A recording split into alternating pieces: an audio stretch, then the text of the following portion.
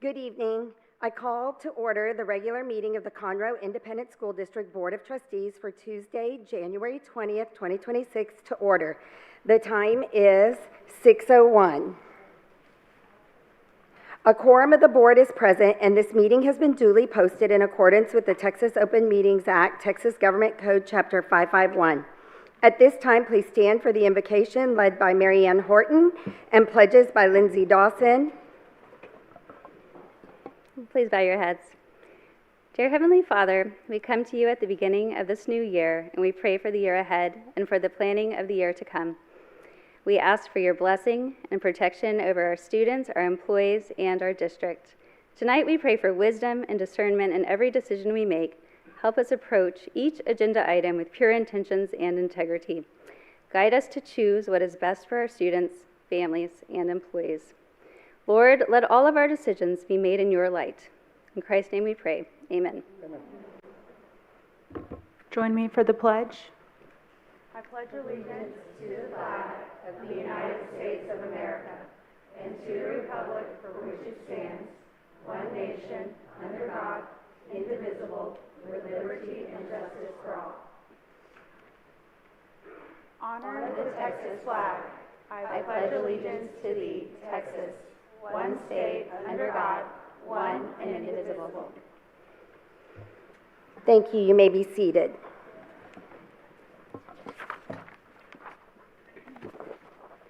The next item on our agenda, we will now administer the oath of office to our newly appointed trustee.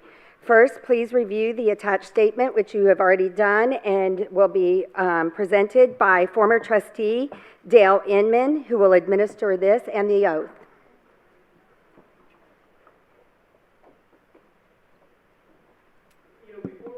Swear in, I'd just like to comment that I was put on the board several years ago. Of all the board members I've seen, I have met Aggie in the 88th legislature, the 89th legislature, and I was talking to someone about she may be the most qualified that's ever assumed office, and that all the work she's done, she's been doing the work of a board member for years. And I actually applied for this position as well, and when I heard through the grapevine she applied, I called her and said, I'm withdrawing and supporting you. So I am just so honored to be able to swear her in tonight. And I'm going to ask you one statement, if you'll at the end say, I do, and then we'll do the oath of office. I, Agada Gambino, do solemnly swear that I have not directly or indirectly paid, offered, promised to pay, contributed, or promised to contribute any money or anything of value, or promised any public office or employment for the giving or withholding of a vote at the election at which I was elected, or as a reward to secure my appointment for confirmation, whichever the case may be, so help me God. Is this true? Very well. Now your oath of office. Repeat after me. I, Agada Gambino, do solemnly swear that I will faithfully execute the duties of the office. I do solemnly swear to execute the duties of the office of School Board Trustee for the Conroe Independent School District. And will be to the best of my ability. Preserve. Protect. And defend the Constitution. And the laws of the United States. And of this state, so help me God. You're duly confirmed as a school board member. And I'm presenting her the Bible on which she swore in on.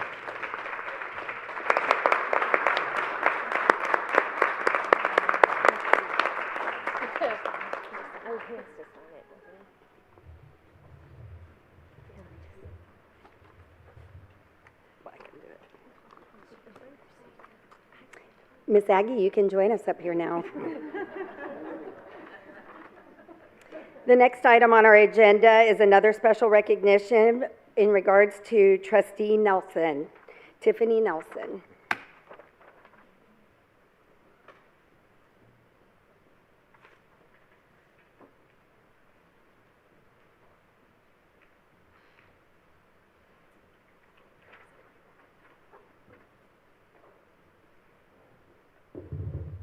Instead of turning it, I'll just turn the mic. Tonight, we pause to formally recognize and thank Trustee Tiffany Nelson for her service to the Conroe ISD Independent School District. Trustee Dungan and I met Tiffany nearly 4 years ago. And from the beginning, we came to know her heart for children, for Conroe ISD, and for the taxpayers that she serves and served. Those shared values aligned us quickly, and together we became a team with a clear mission and purpose. During her time representing Position 1, Trustee Nelson has served with dedication, integrity, and steadfast commitment to the students, staff, and families across our district. She has consistently brought thoughtful perspective and strong focus on keeping the best interests of children at the center of her decision-making. Tiffany's service reflects a deep belief in public education and in the responsibility entrusted to locally elected trustees, values that will soon benefit students not only in Conroe ISD, but across the state of Texas. While we will miss her voice at the table, we are proud of her willingness to continue serving at a higher level. We look forward to all that she will accomplish as she seeks to represent District 6 on the State Board of Education. On behalf of the Conroe ISD School Board of Trustees, our administration, and the community, thank you, Tiffany, for your service, your sacrifice, and your continued commitment to students. We wish you every success and blessing in the next chapter of your journey.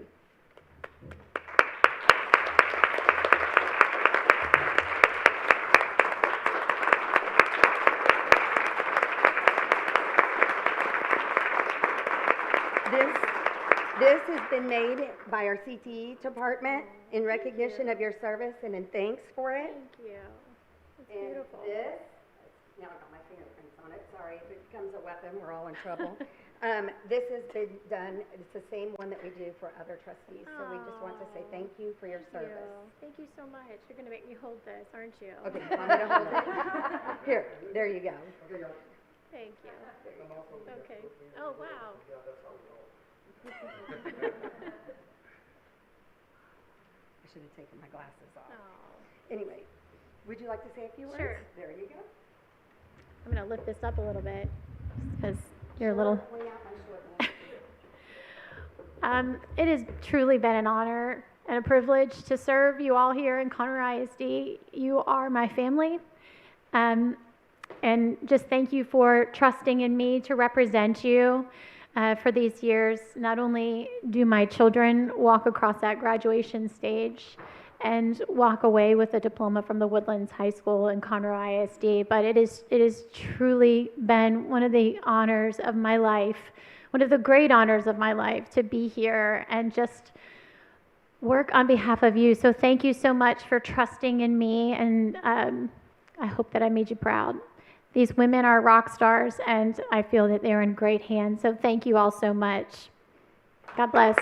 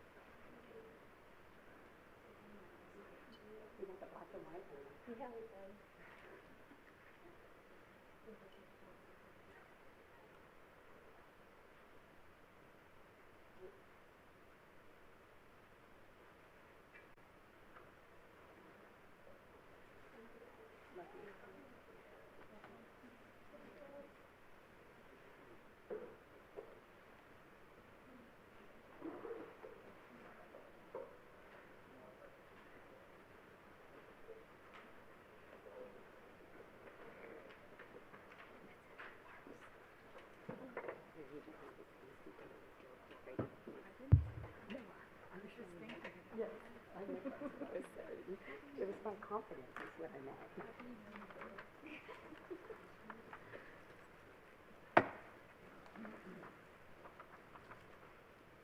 You work with these ladies for a while, and you start to learn and understand each other. And I could hear, even though Lindsay wasn't saying a word, she was in my head going, "Don't you cry, don't you cry." So it's just funny. All right, we're on to our next item of special recognition, School Board Appreciation Month. Dr. Vinson.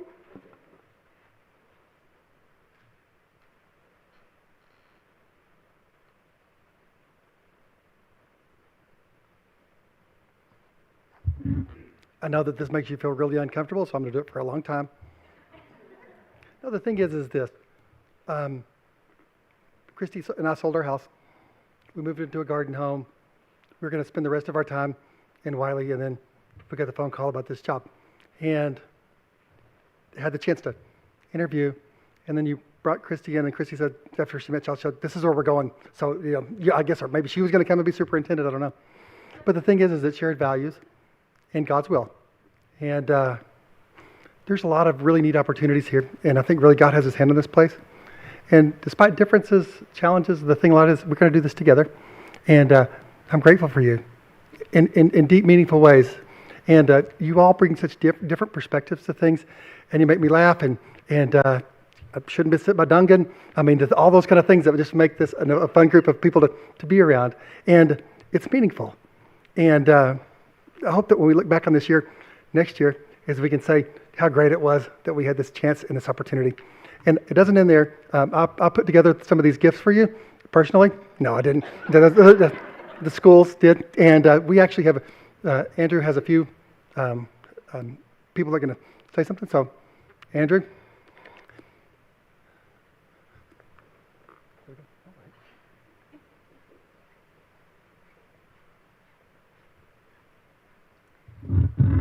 President Odenweller, members of the board, and Dr. Vinson, good evening. My name is Melissa Skiba, and I'm the proud principal at Gordon Reed Elementary. Good evening, everyone. I'm Dr. LaTorri Jacobs, and I am the super proud principal of San Jacinto Elementary.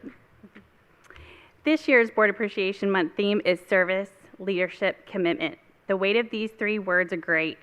They are three that the board holds true to. Service, you make the effort to serve others look effortless. Your work centers on serving students.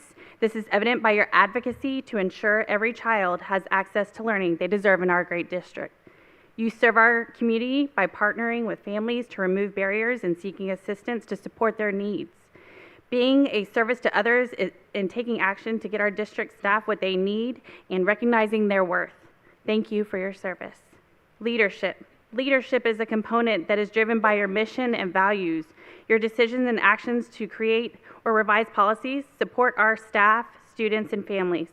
You are a champion for unity and equity. You model leadership with respect and collaboration. Commitment. The commitment you demonstrate is profound. Your persistence to being solution-focused to support students of Conroe Independent School District is unparalleled. You spend tireless hours collaborating, researching, listening to stakeholders to represent our community, and we are grateful that you choose to invest your time for us. On behalf of the administrators, staff members, students, and the community of Conroe Independent School District, we appreciate you for the service, the leadership, and commitment you demonstrate each day. Your work ethic is admirable, and your perseverance is unmatched. To show our appreciation, the students and all of the campuses in Conroe ISD have sent small gifts as a token of gratitude for all that you do. Thank you.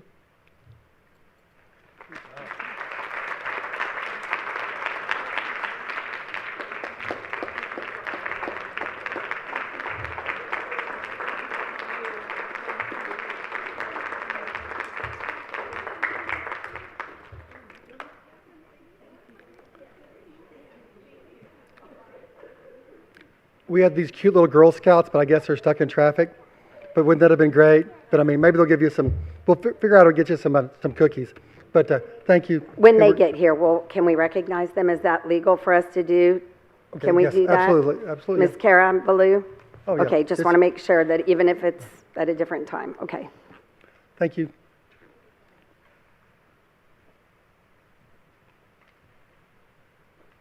And those Girl Scouts come every year, and every year I try to get a thank you note to them, and it comes back to me because I don't know where to send it. Okay, we're now on to citizen participation. Item number 4, public comment is conducted in accordance with board policy BED local. Each speaker will have 2 minutes to address the board. The board will listen but will not engage in discussion during this portion of the meeting. Ms. Spurlock, please call our first speaker. Jason Witchett.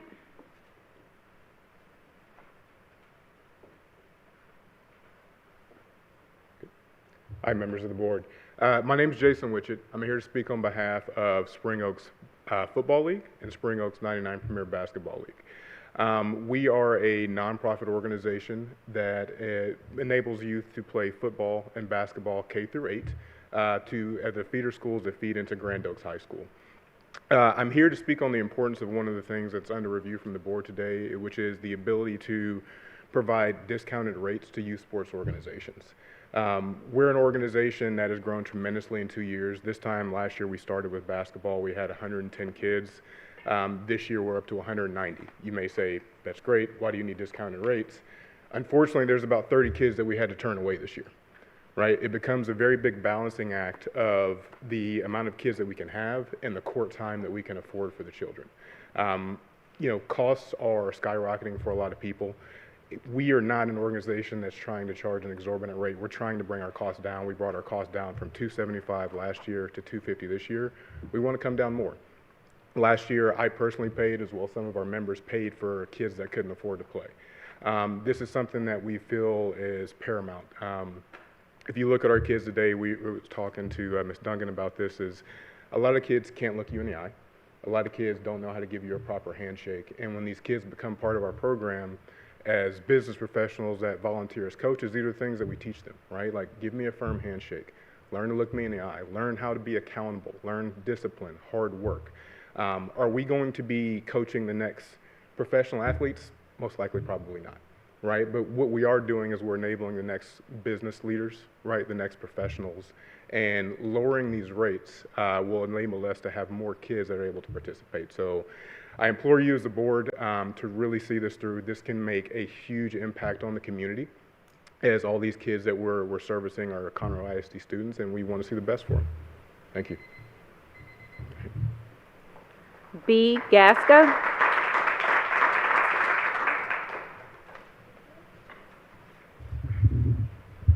Dr. Vince, members of the board, this time I'm here not to ask for something, but to share with you some KPIs or key project indicators, since today we had our first International Parents Committee with not 1, not 2, but 23 moms of different nationalities. Before going deeper into the indicators, I want to share that we made our first decision, and this was that we voted so that instead of calling us International Parents Committee, since we are 22 moms, we are going to call it International Mothers Committee. And we put on the minute that if a father joins us, we will go back to the original name.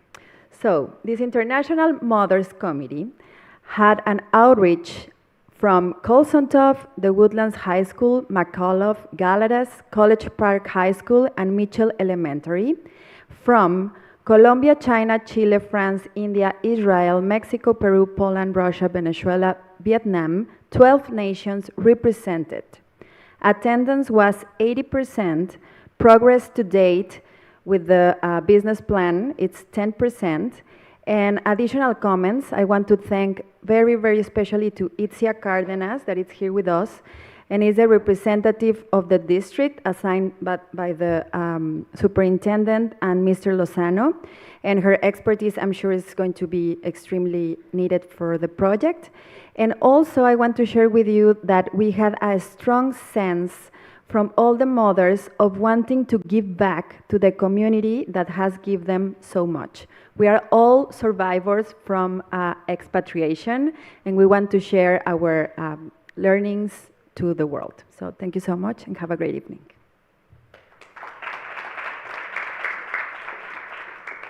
Mark Brooks.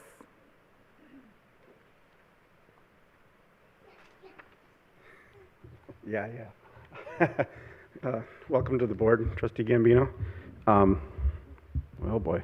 I'm here to talk about the written challenge to the graphic novel titled I Am Billie Jean King by Brad Meltzer.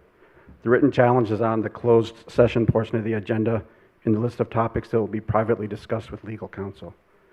For those unfamiliar with Billie Jean King, she's one of the greatest tennis players of all time, having won 12 individual and 39 overall Grand Slam titles. In 1973, she defeated Bobby Riggs in straight sets, 6-4, 6-3, and 6-3, to win the famed Battle of the Sexes. She has also advocated for women's rights and for equality in general. In 2009, she was the first female athlete to be awarded the Presidential Medal of Freedom. Ms. King is also a lesbian, which is what prompted the written challenge. I bought a copy of the book so I can make an informed decision. The fact that Ms. King is a lesbian is indeed mentioned briefly, but the language and images are not sexually explicit or vulgar. I assume that the board has a copy of the book available for review. If not, you can borrow my copy for the closed session and subsequent discussion. I know you all are busy, so for your convenience, I attach post-it notes to the pages that mention sexual orientation. The board is required to consider and take action on the written challenge, but I'm concerned that one or more trustees feel the challenge warrants private discussion with legal counsel. I'm asking the board to deny the written challenge. The standard for removal is not, cannot, and should not be whether the content offends a subset of the population. If a parent or guardian doesn't want their child exposed to the content, Conroe ISD already has an opt-out process in place. A parent can choose to restrict access for their child, but they don't have the right to make that choice for all students in the district. Thank you. I just want to make one statement. It will be addressed in open session. There's just the opportunity for the trustees to ask legal questions prior to our decision making. Crystal Eicher.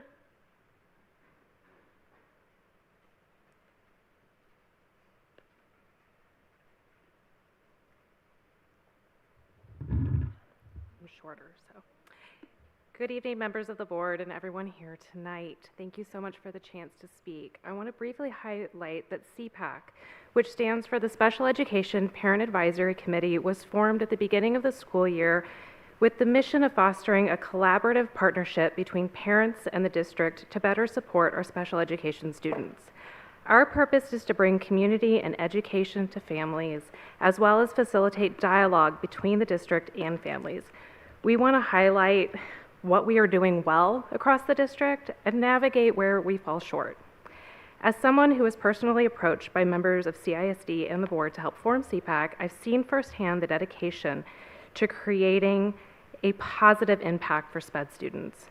We started with great momentum, and although we faced a pause which temporarily halted our cooperation, I believe we're at a turning point. With the board now fully seated, I ask you to collectively make a decision on how we can move forward together. We all share the same goal of doing our best for Conroe ISD students, and I look forward to defining a relationship that will benefit everyone involved. Thank you.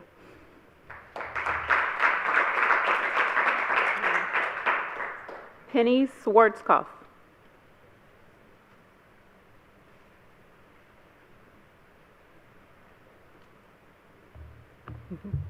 Good evening, and thank you for having us. Representatives from the Margaret Montgomery chapter, Mary Von Corner chapter, Twin Creeks chapter, and Spring Creek chapter of the Daughters of the American Revolution are honored to be here together to present Texas Before the Lone Star to Conroe ISD. These books were generously donated by our Texas State Regent, and as the chapters that serve the Conroe ISD community, we are proud to deliver a copy for every elementary school in the district.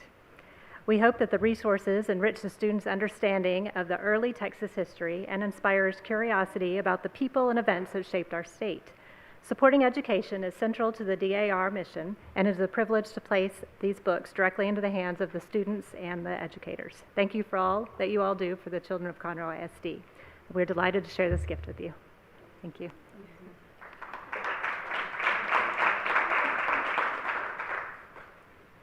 Alex Harris.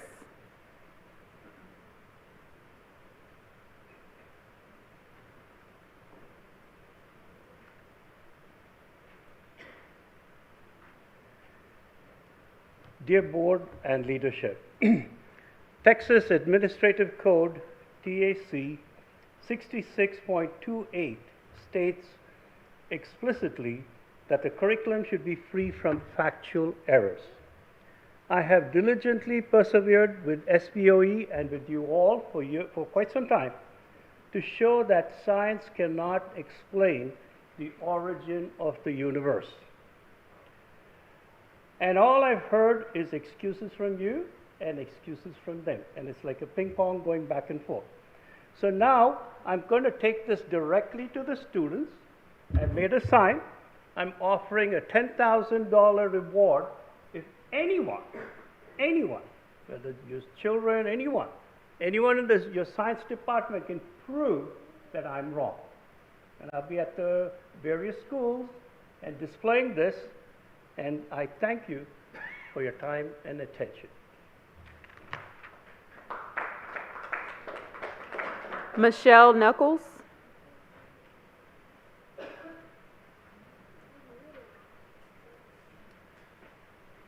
Hello. Good evening, board. Dr. Vinson. I am here today to donate a set of Tuttle Twins books, and these are history books, and it's so sweet inside. Look, you guys. To William, Samuel, and Henry, I hope you have fun reading this book. Love, Grandpa. So that will go in his grandkids' school, hopefully. You know, I always tell people, I can't guarantee it. They have never been in a Conroe ISD school before. And then I have 5 of the 20 Brave books that Trustee Odin Weller donated. Thank you. I reinforce them, and so I have to do the rest of the books.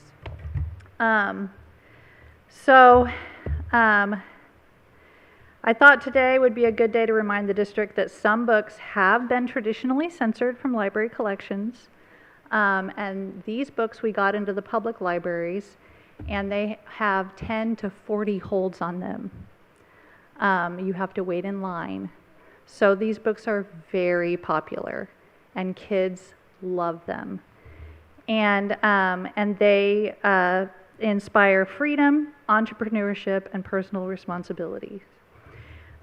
Meanwhile, our tax dollars do pay for other books that with content such as that you might how to tell if you might be gay for kindergartners, which for a child who has not yet reached puberty might not be appropriate. Can I approach and give these to you? Wonderful.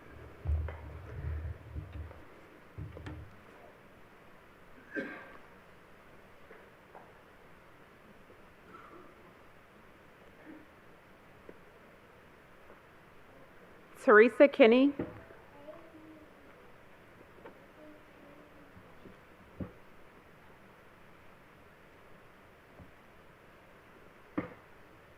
Hello, I'm short. Like that? All right, thanks. I'm here to oppose the removal of I Am Billie Jean King from our school libraries. This book is a simple, age-appropriate biography about a real athlete who worked hard, faced obstacles, and believed girls deserved the same respect as boys. That's a message many parents actively teach at home. Based on a public information request, the complaint says the book results in, quote, aggressive gender equality and heterosexuality. First, when a challenge misidentifies heterosexuality as the concern, it raises serious questions about the accuracy of the entire complaint. And second, teaching children that women should be treated fairly is not aggressive, it's foundational. Add to that, reading about a real person's life does not tell a child who to be or what to believe. It gives them context and history. Under Texas SB 13, parents have the right to guide their own children's reading.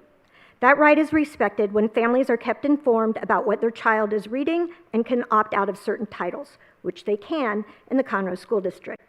That right, however, is not respected when the choice to remove an age-appropriate book is made for everyone based by a biased few. Libraries are about choice. No child is required to read this book. but many benefit from seeing perseverance, sportsmanship, and fairness reflected on the shelves. Please keep this book available and trust parents to parent.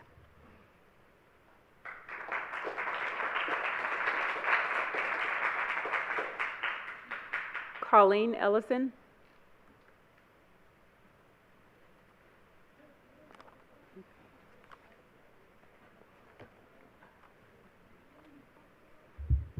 Good evening, board. I'm not selling puppies. Josie had a little teeth cleaning that was a little bigger than expected, so she's with me. Thank you for having me this evening. I wanted to share with you, first of all, I am a alumni of Conroe High School, 1990, class 1990, the Fighting Tigers, before cell phones existed. And I bring to you today a story that really was troublesome to me when I was at the campus at Conroe High School on Tuesday between the hours of 1:30 and 2 o'clock. I was there to check my son out for an appointment, and what I observed was, if you walk into the front office, you have the attendants, what's now the front office, not the cool front office we used to have when I was at school, but you have the two attendants ladies, and then you have a long table, which appears to be a student aide and a teacher. And while I was there checking my student out, I observed that the young gentleman appeared to be on the phone, of which he hit the wrong button and was playing his videos. There was no reaction from the teacher, who was literally this close to the student. There was no reaction from the attendants, and there were 3 other parents present. I only say to you that that's one observation. Then when I went outside to wait for my son, I observed students, significant amount of students, between classes with cell phones. This is a state law. It's not a suggestion, and I was really disappointed to see that that student was not in any way reprimanded, and to see the large amounts of students going from class to class with cell phone use. I would just ask you to look at what kind of oversight you have in these schools. I'm assuming that my experience was on video, so that should be able to be at least passed, and maybe just look at what's happening between classes. Thank you.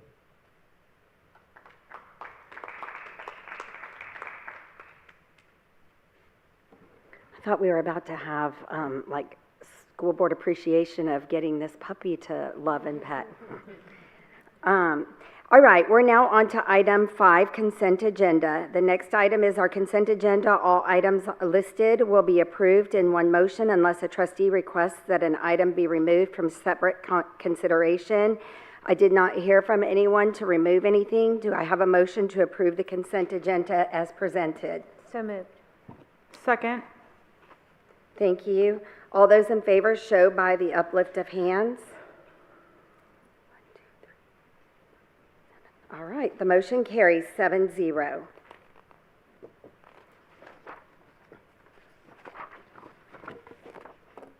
Sorry, it takes a while to pass through all those consent agenda items. We are now at a fun time. I'm sorry they've had to wait so long, but we're at Human Resources. Item 6, discuss and possibly approve principal for Washington High School. Dr. Vinson.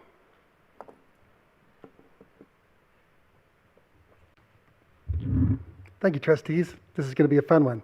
So, Chris, you want to come over and stand beside me? You're going to be the most handsome one, but it'll be fun.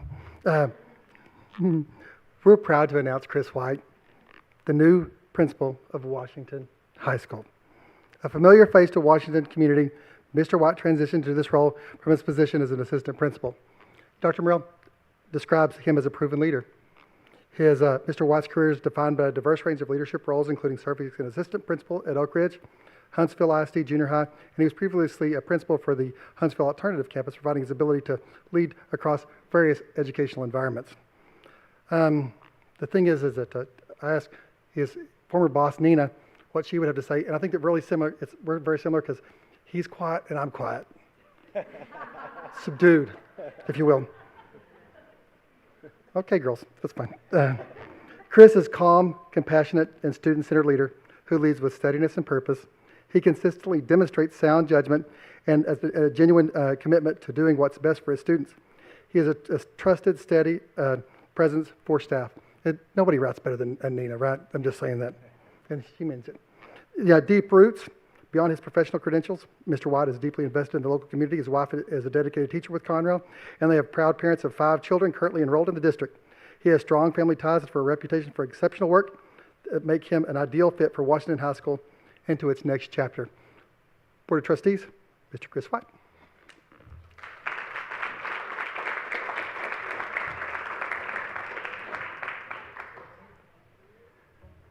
President Odenwiller, members of the board, Dr. Vincent. I got to vote. Yeah, I was waiting. Hold on one second. That was not on you, sir. Okay. Just hang tight for a second. Okay. That was on Dr. Vincent, not on us. I was shy to say stuff, and so that's what's wrong. He's excited. He is excited, as we are. Do we have any discussion over this nomination? I would just like to say how neat it is to meet someone that my husband coached in high school down in Pearland. So, yes, ma'am. Small world, but nice to have you here. Pleasure. Yes, ma'am. And I'm excited because I think it's funny that you and Nina are switching now. She's over principal at Oak Ridge, and now you're principal over at Washington. But I know I've had some time to speak with you, and I'm very excited to have you there in the leadership role that you'll be serving in, assuming the vote goes the way it should. So, anyone else? All right. All those in favor of the approving principal for, motion? Do I have a motion to accept? So moved. Thank you, ladies. We're so excited to make this happen. I'm just rushing it along. Sorry. All in favor, please show by the uplift of hands. 1, 2, 3, 4, 5, 6. I think that's 7 at the end. 7. And the motion carries 7-0. All right, now you can share your words. Thank you.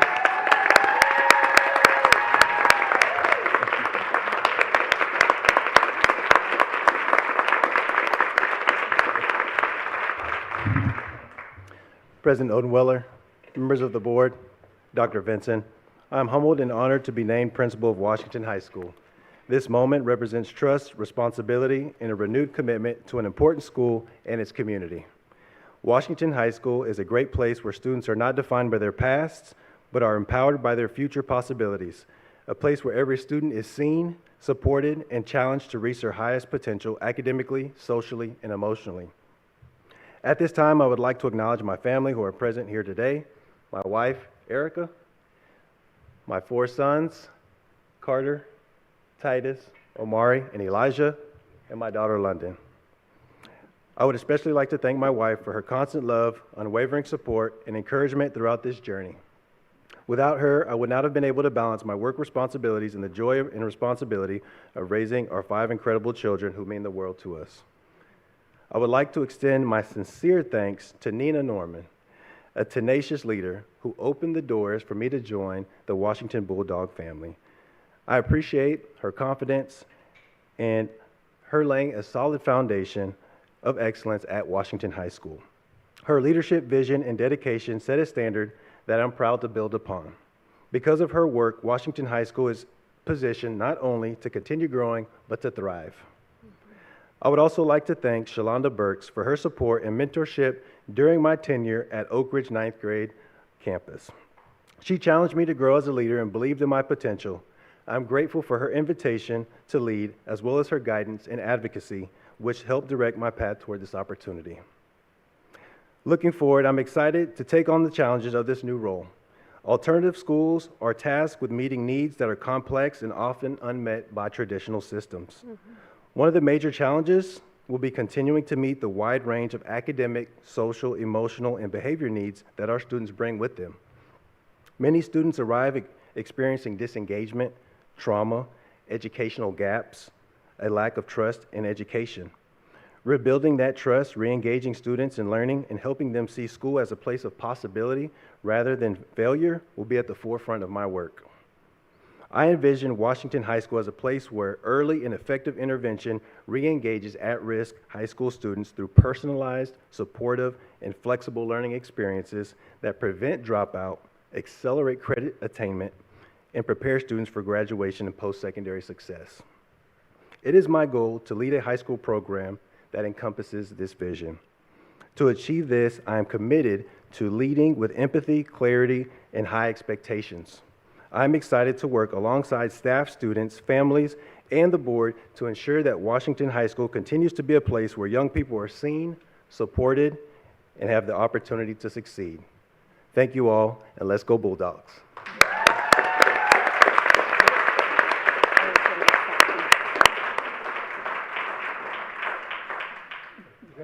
Thank you.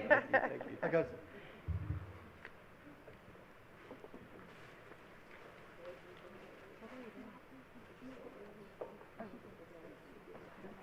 Let me know what's going on there. We're ready to see. Congratulations. Thank you.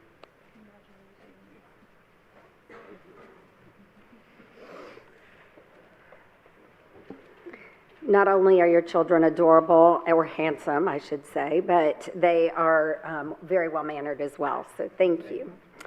All right, moving on to item number 7, administration discuss and possible action to transition the Conroe ISD Education Foundation to district-affiliated foundation. Mr. Stewart.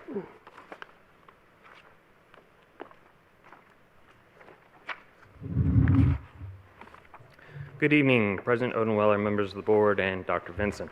For nearly 25 years, the Conroe ISD Education Foundation has been led by a dedicated volunteer board operating independently to the district. This past October, the current foundation board approached the district to request transitioning the foundation back to a district-affiliated organization, where it originally began in 2001. This recommendation reflects their desire to ensure long-term sustainability, alignment, and continued impact for Conroe ISD staff and students. So what would change with foundation becoming district-affiliated? First, administrative and staffing support would be provided by the district, specifically through the communications department.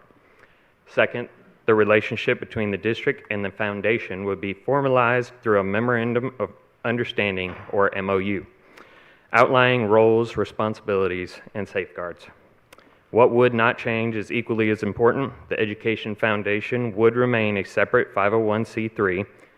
Donor funds would remain restricted and governed by a volunteer foundation board, and funds would not become part of the district's operating budget, and all existing scholarships, including legacy scholarships, would continue as established. As the foundation becomes district affiliated, there will be a meaningful increase in workload within the communications department.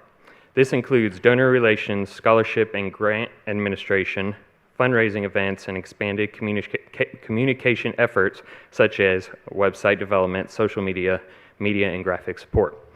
To ensure this work is done well, we will be requesting 2 positions, a District of Communications and Education Foundation, and a social media specialist. These 2 positions would be funded through a 51% district and a 49% foundation model as outlined in the MOU. When approved, the transition process would include entering into a letter of intent, or a LOI, that will guide the process between the district and the current foundation board.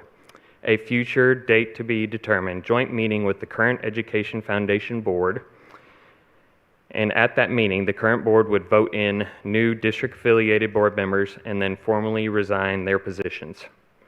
Ms. Odenweller, Ms. Horton, and Ms. May have initially expressed interest in supporting the foundation during this transition period. Following the transition, the foundation will expand its board and seek additional community representation. We are already in coordination with Foundation Executive Director, Maris Blair, in planning for the April 24th Education Foundation breakfast.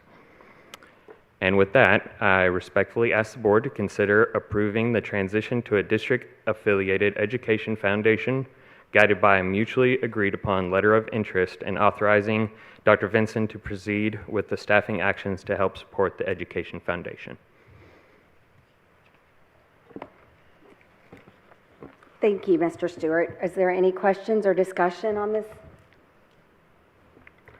Just a question with this item. To clarify, this item won't actually move the foundation over. It's just an approval to begin working on moving things over. Is that right? Correct. This would be giving the authority to Dr. Vinson to work with the current Education Foundation Board and agreeing upon that letter of intent. And then once that is approved, we can move forward. So just to clarify what you're asking, what they're asking for is to authorize Dr. Vinson to go through the whole process with them and then to sign off on it. It won't come back to us at that point, just to make sure. I want to make sure that y'all know this too. We will be monitoring, while you bring back that communication, y'all will know everything that before anything is signed or anything like stuff. Our communication's key. Your trust would be valued and appreciated. But we want to make sure we're completely on the same page. If there's my commitment to you is if there's any changes or significant differences, we'll bring it back to you because that's an important thing. And plus we'll have, our legal counsel to help us through the process as well. Kara can work through that process. And I also want to say, Andrew has done a great job of working really hard. He had hair before this, but he's done a great job. Thanks for all your work on this, Andrea. I appreciate it. All right. So do I have a motion to move this forward? So moved. Wait, hold on. I motion that the board authorize the superintendent to negotiate and execute a memorandum of understanding or similar document to transition the Conroe ISD Education Foundation to the district. Second. Thank you.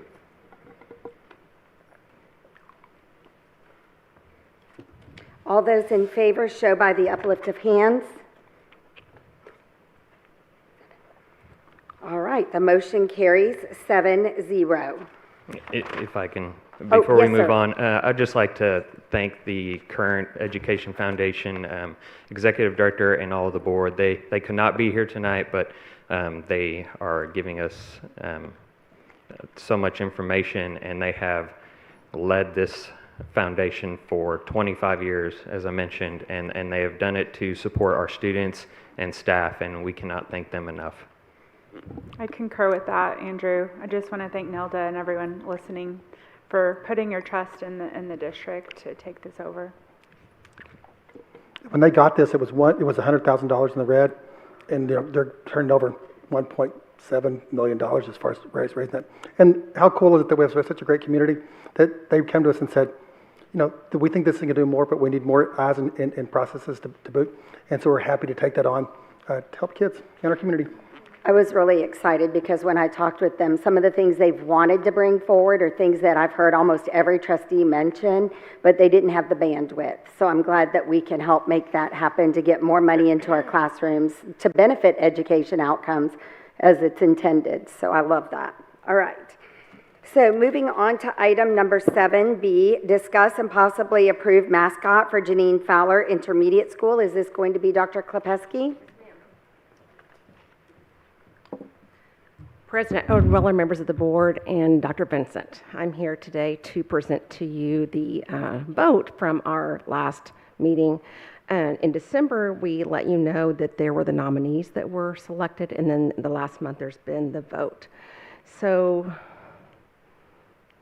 okay, Andrew, we're not moving.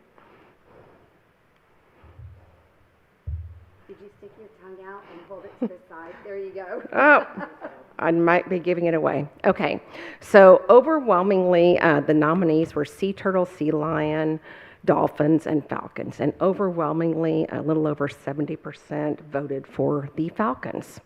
And so here, thankfully, we have an incredible communications department. Carol Armstrong did this graphic rendering. I think he's very cute. And I wanted to highlight just a few characteristics of a falcon that I think is characteristic of the namesake of the school, Janine Fowler. So they're the fastest animal on earth, their exceptional vision, their resilience, loyalty, and protective nature. These are all characteristics we want to have in our leaders at our school and for our students. And I say this to you on the day, this is Janine Fowler's birthday today. So she would be 62 years old today, and I think it's an honor for her that her school's being named, or the mascot's being named today on the day of her birthday. On top of it, I had a long talk with her husband over the weekend, and she was also a certified skydiver, parachutist. She had gone out over 40 jumps, which to me is in line with the flight of the falcon as well. We know that she was really into ocean preservation and sea turtles, being a scuba diver as well, but the parachute part of it is unique with the mascot. So with that said, this was the final nomination and vote for your approval. I'll go back and let you see him. Can we go backwards? Any discussion? No, Do I can't have go a back. motion? No, I'm going. I don't know what I'm going to. There we go. Thank you, Andrew. Motion to approve. Sorry, was that you, Trustee Sumler? Yes. Thank you. Second. All right, all in favor, show by the uplift of hands. I think this logo is adorable. Looks really cute. Madam President, I want to give Dr. Plessy some credit. She has done, I've never heard us discuss a mascot more than she has. I mean, it's been, she wanted the turtles, but no, we're good. I'm not going to say that. She had a personal connection to it as well. Yeah, so. it's really good. I mean, the thing is that she took this as such a responsibility as a friend and somebody who cared about stuff. I mean, that means something. That's kind of, I always say that Conroe ISD is not reality. It's kind of this cocoon. That's pretty neat, though. I am not sure if we said motion carries 7-0, but it does. And I know that the board was really excited to name this school after her and what she means to the district and to the employees too. Right. You know, this was a really big deal. So I'm thankful that today we're recognizing her in another way. I will tell you, she was instrumental in the science fair that has evolved over, many years. And the science fair starts this Thursday. Yes. Absolutely, yes. And I would say without her involvement, I doubt it would be to the level that it is now. So she made such an impact in Conroe ISD. A legacy that continues. Yes, thank you. Okay, item number 7C, discuss and possibly approve adoption of the 2026-2027 school calendar. I was going to say the whole thing because that's how, Dr. Hida Cicero Upshaw. There we go.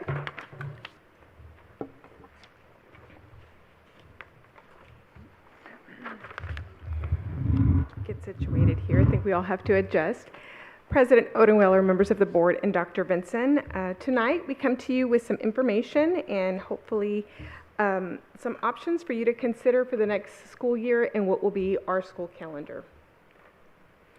So I just want to provide for you some insight that we had shared earlier in the process in November of the key survey results. One of the things that I wanted to highlight on these results were we offered some options there to the community and asked what they preferred, and 75% preferred a 4 to 3 day option of weekends versus a fall break. So I just wanted to make sure that we pointed that into the consideration when we move forward with our options.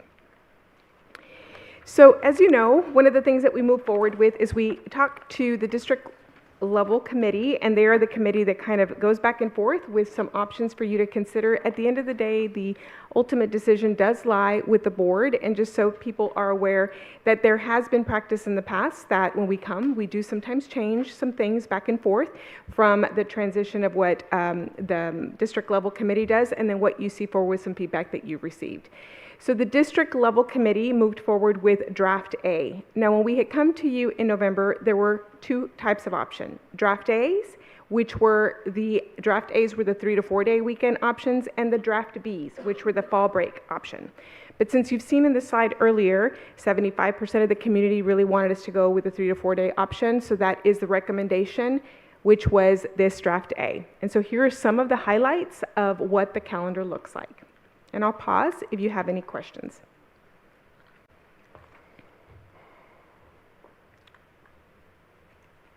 Okay. In addition to that, just some feedback that we've received and also feedback from district level and different board members, we did provide you an additional option that you can consider that gives a little bit more flexibility with teachers and does have some benefits. And that would be an optional draft A. And the difference here are what is highlighted below. And so what you'll notice on this draft is January the 6th is the start date for spring semester. We had received some feedback with a Wednesday start. We do really well in a Wednesday start, not only on the beginning of the year, which we've traditionally done on a Wednesday start, but also we've done this in the past in that January break. We didn't this last couple of years, but we have in the past. We do know that a Wednesday start is best because any week that has less than 3 days traditionally does not have really good attendance.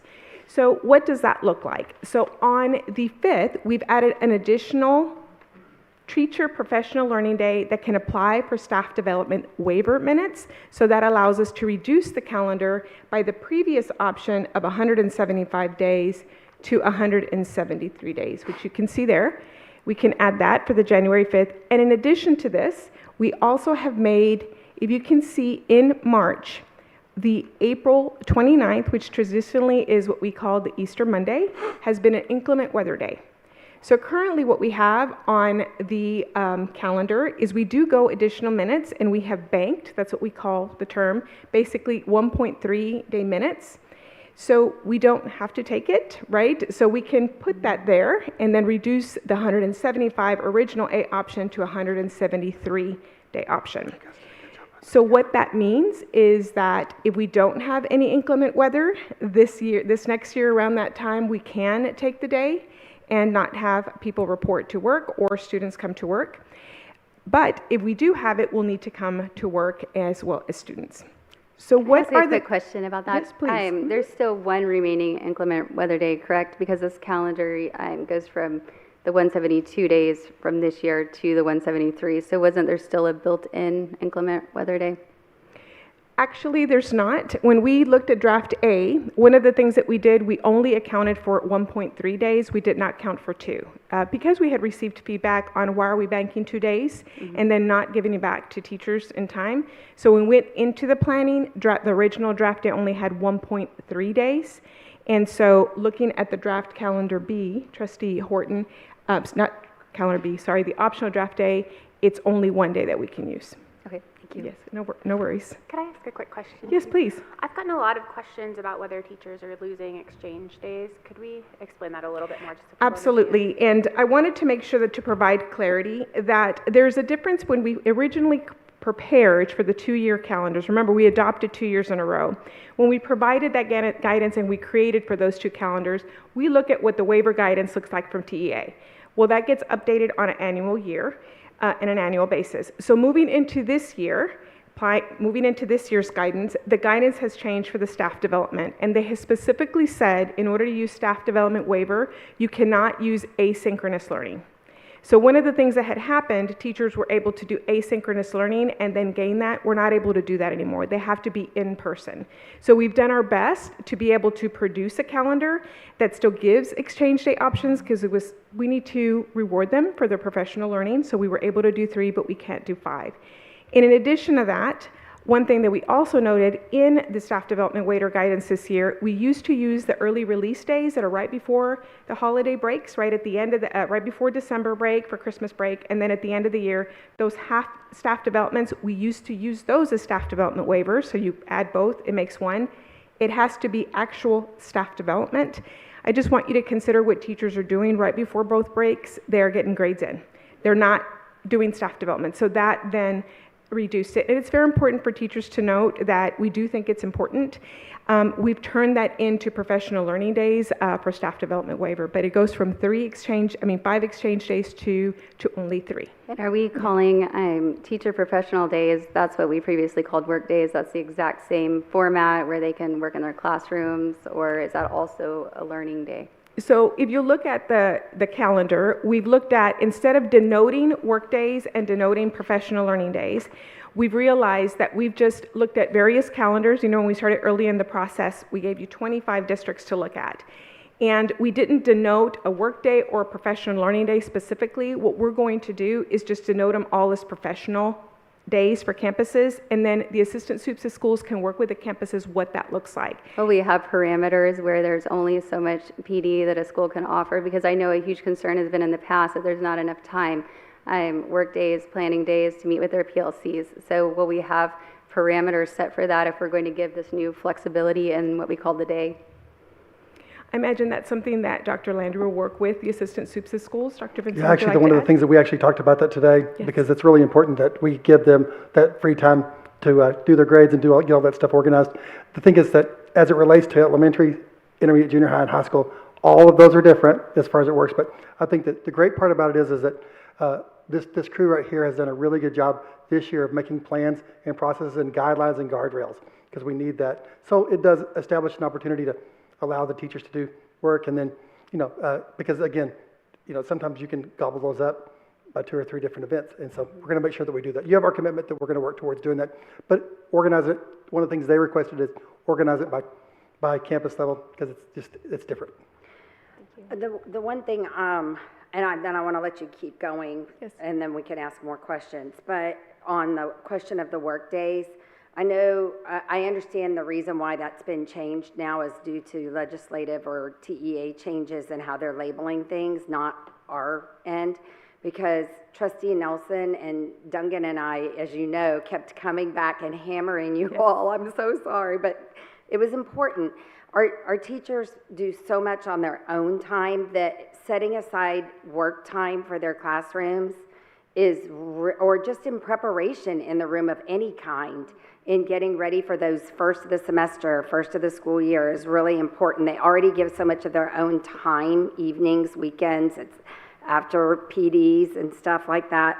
I'm very disappointed that we're having to adjust that, but I really hope that the campuses or the assistant soups will work to make sure some time is protected for them and it's not all filled with professional development. Although, that being said, we've adopted a new reading program, and we stand to potentially adopt a new math program, and we definitely need to make sure we're leaving enough time for answering those questions in training and being, helping our teachers with that. So I do want you all to take that into consideration when you're working with them on it. Absolutely. I do want to point something out that's also different, is that on the draft, what I call the original draft A, if you'll note in August, teachers had shortened amount of professional learning days, and because of the feedback that we received back, so in other words, teachers were starting on August the 4th. We do know that, and we do understand that we need additional work time and professional learning time. The change it's different. So teachers get an additional day to be able to do that in half-time. So we did listen, right? Because not only did we reduce exchange days, one of the things the original option A had, it had also reduced that time that we're talking about. Thank you for clarifying that. And I also wanted to say I'm so glad I talked with Dr. Vincent about those Wednesday starts, because as someone who's been in the classroom, those 2 Monday, Tuesdays are critical especially the way that our district does back to school, meet your teacher type things. It's critical. So I'm glad that in option A that has been addressed as well. Absolutely. Dr. Upshaw, while we're on the topic, can you go back and tell me what is it that changes at the TEA level that requires or sets the number of days? What was that? You quoted it and I didn't catch it. So TEA requires that we have a 180-day calendar at 420 minutes. But because we're a district of innovation, we have options. And we have an opportunity to be able to add staff development waiver minutes, which is 2,100 minutes, which gives us an option to do different things with 5 days. But that's an option, it's not a requirement. It's not an option, it's a requirement. In addition to that, what you see other comparison school districts or our school district do, it's a required 420 minutes for 180 days, right? We have a 435-day calendar for elementary, intermediate, junior high, right? That's how long the day is. So for every 5 minutes is 2 less instructional days you have to go. And for high school, because they have early release days, right, for final exam schedules, they go 167 days. And so we're able to calculate it because high schools go 440 minutes. So it's determined by the minutes? It is. It's all about the minutes. Because it's a district of innovation option, or Yes, ma'am. because we're doing it under that blanket. Correct. And so when we're going through these options, please know that we sometimes start with 25, 30 options of calendars, and we can slice it many different ways, but at the end of the day, it's got to fit into the chart and it's got to make the minutes. Okay. Right. I just wanted to be clear on that. Thank you. Thank you. I appreciate it. How many instructional days did we have for 25, 26? We had 172 instructional days. What was that again? 172 instructional days. And you're proposing to go to 175 in the first option, correct? Correct. And what was the district's planning committee, what was their reasoning behind that? It really, when it boils down to, one of the reasons we had to look at more instructional minutes was because of the way that we were using the staff development waiver minutes. We were no longer able to use them that way. So we had to look at a various amount of ways to be able to produce the calendar the way that it was. So, for example, why is it that you could have looked at original option A and done 175 minutes and then produced another one that can be 173? Because it all has to do where you land the days and then you start calculating the minutes. So out of today, we could probably figure out another couple of calendars that would meet the mark, but you have to stay within the minutes and we have to stay within a 187-day teacher contract. So again, there are all these rules to be able to come together to make it work. Regardless of the days of instruction, teachers are getting paid for 187 days, correct? I just want to be clear on that. Trustee Dawson, thank you for clarifying that, because that is some of the feedback that we've received. So if I'm not going to have exchange days, or you're going to add professional days more to, am I going to be paid this, get paid more? Your teachers are getting paid for a 187-day contract. How we slice it, again, there's a variety of ways to do it. But at the end of the day, we want to work for a calendar, which our number one priority is to teach the children the curriculum in our school district, right? That is our number one priority. And then also, second to that is, how does it serve the folks that teach our children, which are the teachers? Because it's important to provide them and give them the time to prepare for that instruction. Another question that has been brought up, and I know that we've asked it before, and I don't know that we ever got a clear understanding of it, or if I remember correctly, but if we were to add minutes to our day, which then technically lengthens a teacher's day, or hours or whatever, or minutes of instruction, what would be, besides compensation and so on and so forth, what would be our reason for not wanting to have more instructional days, like possibly add 5 minutes and get 2 more days of instruction versus not adding the extra 5 minutes to a day? Let me see if I can summarize. So if we added 5 minutes to the day. Mm-hmm. Well, you said 5 minutes equals 2 instructional days. Correct. So adding 5 minutes, if you're doing that, you're doing it to reduce the number of days we're coming. So if you were to add. Okay, got it. That explains it. Yes. So that's how other districts are getting around having longer breaks or more days off, or appearing to. It's because they've added more minutes and it's decreased their days of reporting. Yes, ma'am. Okay, in some of our I'm so comparison sorry, I school mixed that districts are going 440, 445 days, so that Yes, allows some thank additional you. flexibility. I just mixed that up I think tonight. Tomball ISD goes 5 more minutes a day than us. Yeah. Correct. Thank you, Trustee Horton. Mm-hmm. That's why I was remembering it from the others. I was just misapplied. Dr. Upshaw, just a quick, if you could just go over, you've given us a side-by-side here of option A and draft A. Draft A is the one with 175 days, and it talks about the implementing the ELAR K through 5 curriculum this year with 8 fewer instruction days has been a challenge. And then option A would lessen that by 2. Can you talk about that?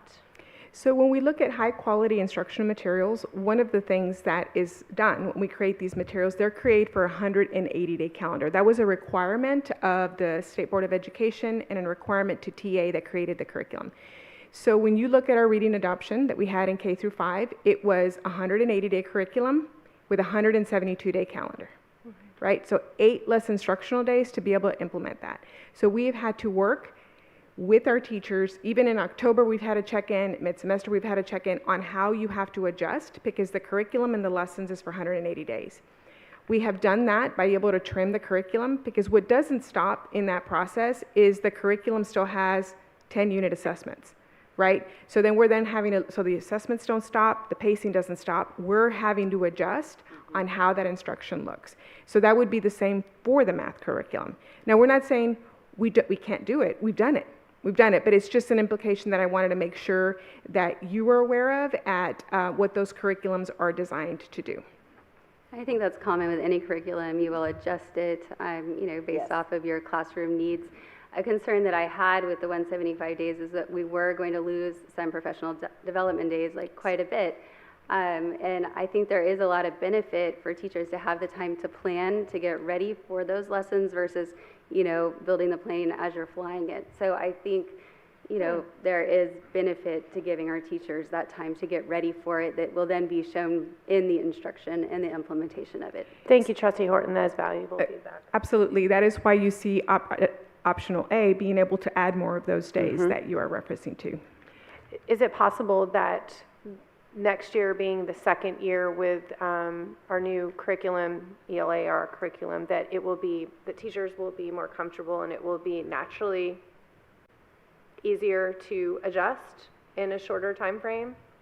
I would say that it takes anywhere from 2 to 3 years to adjust because you learn after your first couple of years. And I just want to remind you, with our adoption for bilingual, the Spanish materials are newly adopted. So remember, we adopted the pilot when we adopted the English materials, and they just approved their Spanish materials, so they'll be adjusting as well. One of the things I want to point out to you guys as far as that goes too is that as we work through our reading curriculum, our ELA curriculum, that we've been very diligent about really managing it in terms of the number of days. And we've actually reported that to the agency, and we're working with the Texas Education Agency directly now to reduce those numbers of lessons that we actually have, because it's 180 days, and then organizing that also to provide both remediation and enrichment. And then this additional component of that, because it's 2.0, our folks have done a great job. I was over at Austin Elementary the other day, and Katie, the principal, was talking, that she had a completely different vocabulary thing to help work through things.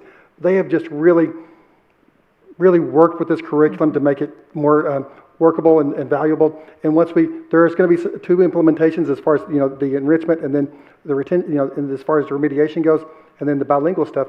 But so we'll be implementing that, but we'll be familiar with it. So that's going to be really super valuable. Thank you. So as you can see here, our last slide gives you the comparison of both calendars, and really the next step is for you to have discussion and then to make a decision. And I'm here for any additional questions. I just want to say, before we discuss, thank you so much for working so diligently on this over the holiday weekend. So I'm appreciative of you and Dr. Vincent and all the others that put in the time to really look at ways that we could give that time back to teachers so they could prepare for these lessons. Absolutely. It's never an easy task. Calendar is always a challenge, and then making everything else fit into it, like a minor thing, teaching and learning, is, but I do appreciate it, because the issues that we all, or at least I brought forward, have been addressed in this, at least more. And I thank you all for listening and coming back with another option on that. Absolutely, our pleasure. I'd like to, if we're ready, could I make a motion that we adopt optional draft A with the 173 days?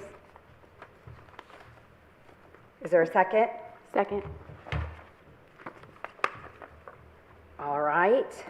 Sorry, I'm trying to catch up, move all my papers out of the way.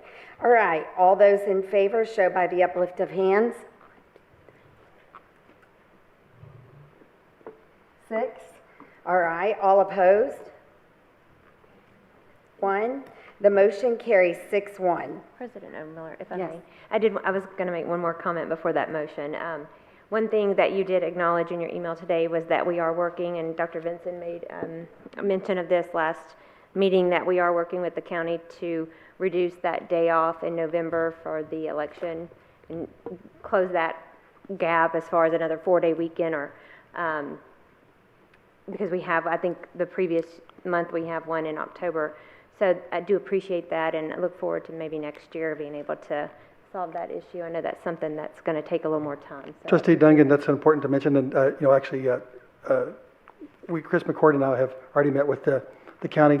And we're doing that with them, not to them, as we work through the whole process. And so it's going to take a little bit of time. But we feel like that'll be a valuable thing for us to do.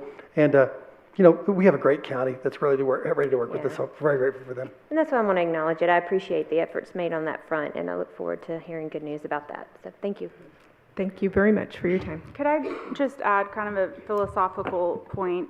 So when I'm looking at the calendar, I'm really looking at it through the lens of student learning outcomes. And I think for next year, I would like to see more of a robust discussion, maybe in a survey, in terms of not so much when spring break should be or when the start, you know, those things I'll go with the majority. It's more, are we using our time effectively?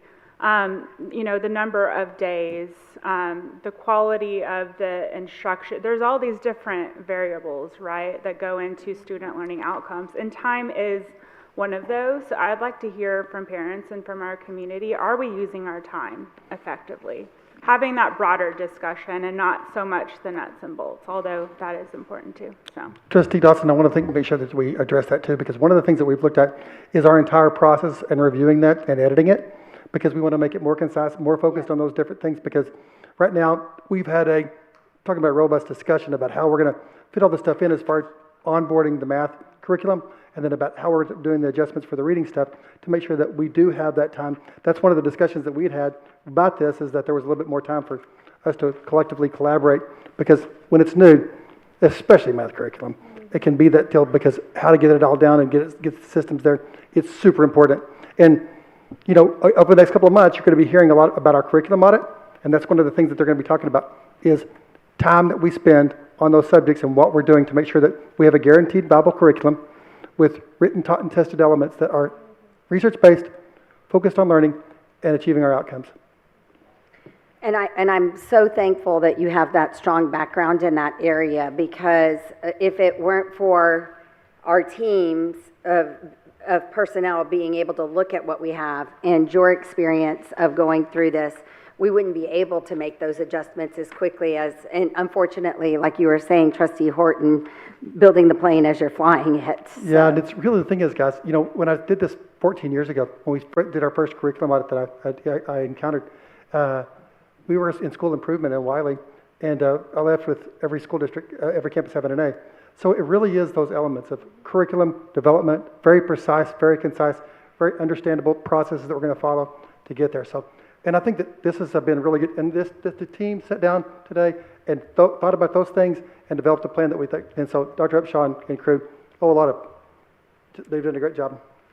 I just want a clarification from Trustee Dawson. Are you indicating that they did not take student learning outcomes into consideration? No, I'm just saying I would like to have a more robust conversation, have more community feedback on, are we spending our time efficiently? Do parents perceive that, right? Do students perceive that their time is being spent well in the classroom? So, because we had 11,548 responses. Right, but it was more on very specific, right? 3-4 days, you know, those sorts of things. Start date, spring break dates, right? Correct? Yes, on ma'am. the survey. Mm-hmm. It was more of the nuts and bolts of when we should do things. Dr. Upshaw, did you start this process thinking about student learning outcomes?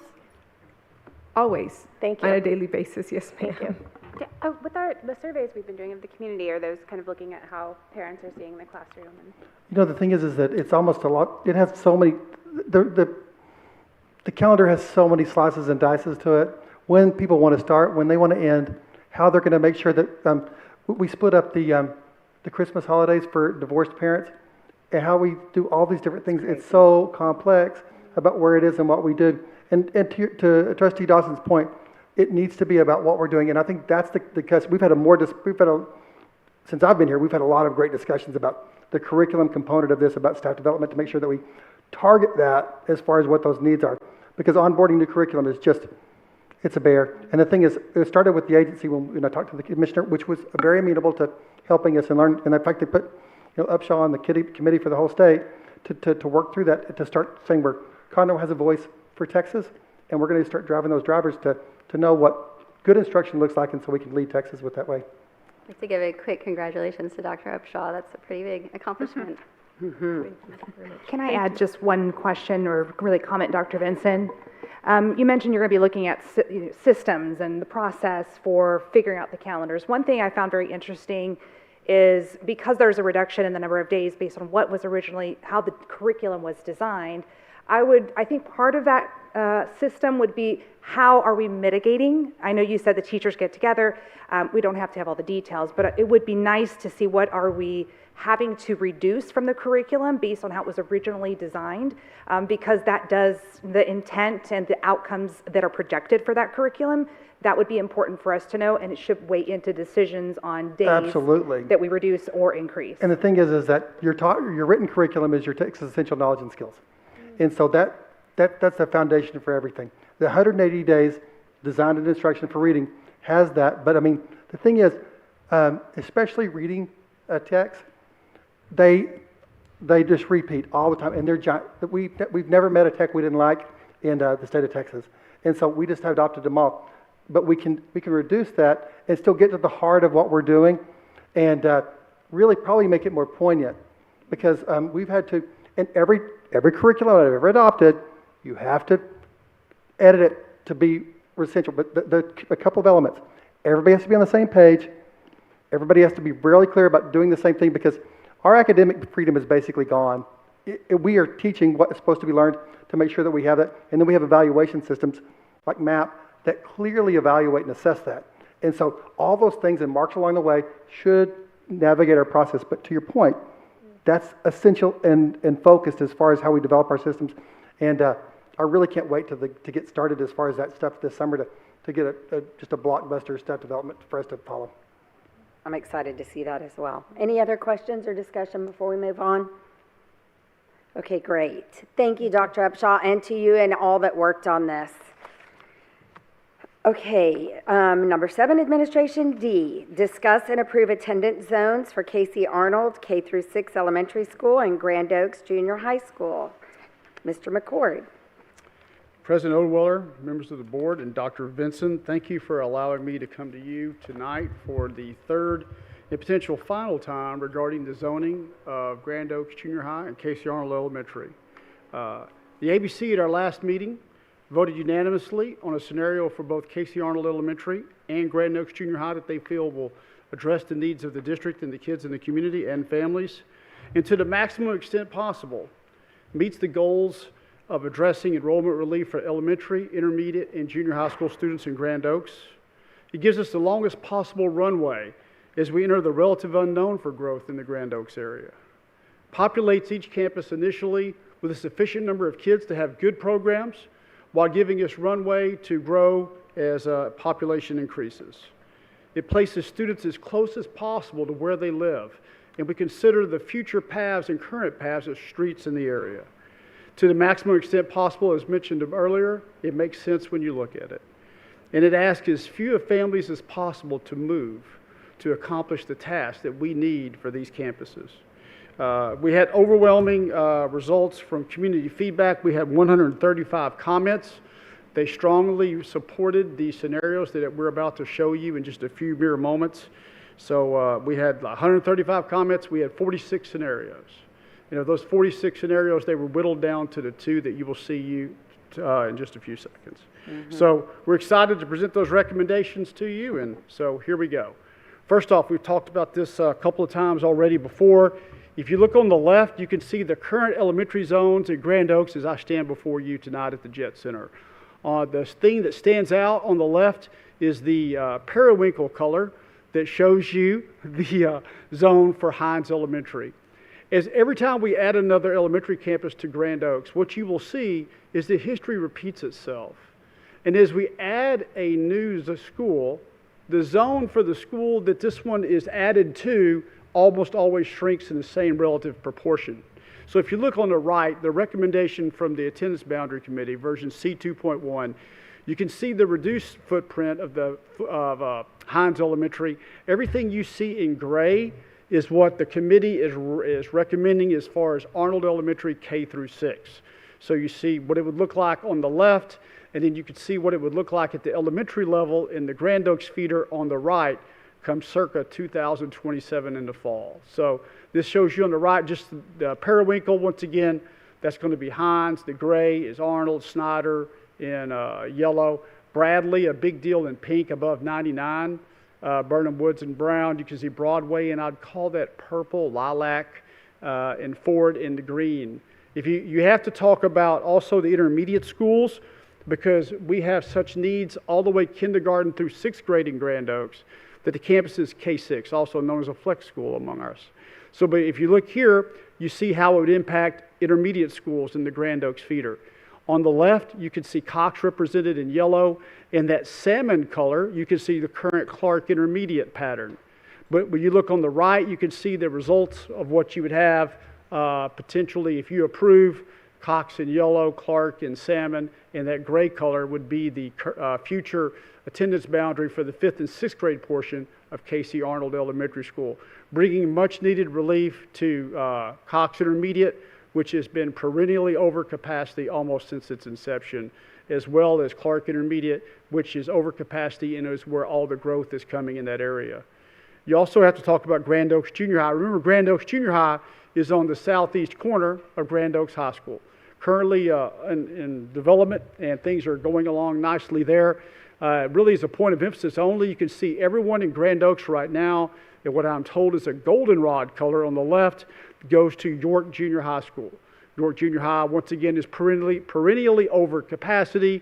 If you look on the right, you can see what the line of demarcation would be. Basically, it would be Burnham Woods Drive. And you can see on the right what it would look like come the fall of 27. And you can see right here, you can see you would have Grand Oaks Junior High represented in gray. And so what it would do, it would give us enough kids, a sufficient number of kids to open Grand Oaks Junior High with good programs, but knowing we don't know exactly what the future is, have enough runway that Grand Oaks Junior High could grow and we could make schools work for everybody in the Grand Oaks Junior High area. So these are the scenarios. Once again, Casey Arnold, K through 6, Grand Oaks Junior High, of course, 7 and 8. And so those are what we have. I'm sure there are questions, and I'm here for you. And then ultimately, if you're amenable on behalf of your district attendance boundary committee, we would ask for approve C2.1 for Arnold Elementary K6, and also if you're amenable, scenario B for the junior high. I have a couple of questions. Thank you for all of the work. I can't imagine whittling it down from 46 scenarios. And forgive me if you've already answered this. Arnold Elementary will open at half capacity. How long do you predict that it will take for it to get higher than half capacity, approximately half capacity? I think we will have a number of years at Arnold Elementary. Part of it comes down to, if you look at the right side, you see the area in gray that's down toward the lower where the Ryco property is, also known as the Scarborough property, where Commissioner Wheeler, that property used to be for Ryco. It's sold to the Scarborough Group. There are 7,000 homes that are potentially to go there. Commissioner Wheeler, in conjunction with Governor Abbott's office, is looking for the possibility of having people to purchase it to make it more of a wildlife refuge, or at least that's the way I read it. Casey Arnold Elementary, I believe that we would get 5, 6, 7 years maybe out of it, possibly. We know that we would open Grand Oaks Junior High. If our numbers stay the same as we project, we would add anywhere between 30 to 35 to 40 kids every year to Grand Oaks Junior High. So nothing lasts forever, as I said the first time I spoke about this. But we believe that for what we're doing, we would get a reasonable number of years and have this before we would have to go back to the families of Grand Oaks and rezone them again. So that's, we talked the first time I met with you, Grand Oaks Junior High, we'd like to open it as large as we could, but we don't have to come back and knee-jerk move kids out of it again. That would not be good or good look or good for families. So these numbers we settled on, looking at what we have for data, is the best that the committee could do. And we feel good about it. Okay, I have one more question for you. So for Cox, it will certainly bring the numbers down, but it still just puts them right at capacity. So I would assume that's going to be a problem again quickly. Well, and then Clark as well is very close to capacity even after rezoning. Thoughts on that? Cox will be largely built out to the extent that anything's ever built out in the greater Grand Oaks area, and some of us live in the Grand Oaks area. Clark will also be given, the way we have it looking here, if you see the salmon color for Clark. We tried to work the footprint for Clark in a way that we have captured most of the people that are currently living, sleeping, and eating in Grand Oaks. So we know, based on whatever the conversion factor is, it will be relatively static. We have a setup there at Cox and Clark where we can handle it, we believe. And so that leaves Arnold to handle most of the new growth from new homes that are going in. We know in that area that, I don't know if this is going to work at this angle. Yeah. But where you see that black star there on the top right where Casey Arnold Elementary is, that's Woodson Reserve East. We know we have 1,300 homes coming into that area, and then the accompanying number of kids that will populate it. So we think, just like this gives us the longest runway we can, but it will not be forever. Just like if you look here, when we built, for example, Broadway in pink, and then we built Snyder, and then we built Bradley, and then Hines. We try to make it last as long as we can without having to go back and move kids any more than we have to. Thank you. Mr. McCord, do you mean when you say we have 7 years, it's going to take 7 years to get to capacity at Casey Arnold? Is that what you're saying? It's a pure guess. I would think we would have 5 to 7 years, maybe. That would be my hope with Arnold Elementary after we populate it. Remember, you'll have really not just 6 grades, you'll have 7 grades there. Which, it's a really big balancing act. You don't want to sit with open seats because that's not good. You don't want to build too soon, but you also don't want the on-ramp to be so short that you're at a major capacity level at other locations. So that was a good observation and an answer to your question. What Mr. McCord was just saying, the Cox area is pretty much built out. The fluctuation of people moving in or moving out, Ms. Gambino, Trustee Gambino knows that too, because that's her neighborhood, and I'm right beside it. So we can tell you that whole area it's just a matter of families moving in and moving out, not development. Over to Clark, the thing to keep in mind is Casey Arnold is a K through 6. So when we zone that area, those kids that you'd think K through 4 are going to actually go through 6, so we won't have those kids 5th and 6th going over to Clark. They're going to stay over at Arnold, which will help with that growth there. The other thing is I'm very concerned. I don't want us to jump too far ahead on an on-ramp of another school in that area, because I'm very concerned about that Riker/Scarborough project, because I do know the people in that area are staunchly, a lot of people are opposing that development because of the flooding down to the east and what it will do into our neighborhoods. And so if we start considering, we got to get ahead of this, we could end up, that property is bought out and we won't need it for the growth. So a couple of things. Dr. Vinson's vision, we have demographic information is coming. That is in motion. I reached out to Rich Wheeler's office today, just like, hey, speaking to the board tonight, do you have anything to tell me? Have you made any headway? And they didn't really have anything, they said, other than what was in the press release. It is worth mentioning again that where you see that green star, I call it the layaway lands, but we have the rights to that land. It's a little over 16 acres. That's right there closer to Bidder's Landing Estates to the south in green. So we do not own it, but we own the rights to it. So depending upon what demographics do and how numbers show, we have the rights to purchase that land. So we have an ace in the hole, but we do not own it yet. We just own the rights to it. It's 16 point some odd acres. One of the things that's really important as far as that goes, those quarterly demographic reports now, because of your situation that we're talking about, the fluctuation in terms of development, and then also all the different political things that are surrounding it. Having that demography is really going to help us put a fine point on that. And so during our master facilities plan in March, we're going to hopefully provide you the synopsis of that first look at what that's going to look like. And I mean, the thing is, I can't believe that he's done his own demography. He's done his own zoning by hand. And so the demography report, in addition to the new software that we bought this summer, which will we do our bus routes by hand in some situations too. That's going to be completely automated, and it will actually optimize our catchment areas about where that's at, and then show growth or decline in the process of school. We're going to put a finer point on what we do so we can more strategically plan for our facilities planning and to make sure that we make wise decisions and not overbuild and on the deal. Because the deal is right now is, with interest rates and things like that, and your demographer will tell you that the market's cooled off, and especially in a certain zone as far as the price of the home. And so that it looks different. And the thing that demographer is going to allow us to do is more strategically analyze that, and so that we can make those decisions. And it's paid off for me for years to do that, because as much as we want to do, their digital capabilities just now are just amazing of what they can do. And Chris McCord, he's a Superman. I can't believe he's doing it. And he knows he is. He's just one step more popular than Karen Garza. But the thing is, that's where we are. But he's doing a great job. Maybe some minor embellishment from him, but thank you. So. Any other discussion? I had a quick question. This goes into effect this next coming school year, Well, correct? that's a good question. Casey Arnold Elementary is slated to open in August of 2026 in just a few months. The junior high, the Grand Oaks Junior High would open in August of 2027. And there's always a little confusion because we're on track for the 9th grade portion of the current Grand Oaks High School to open in January of 2027. So preceding the junior high by about 8 to 9 months. That's the plan. So and Trustee we're on Horton track. answers your question.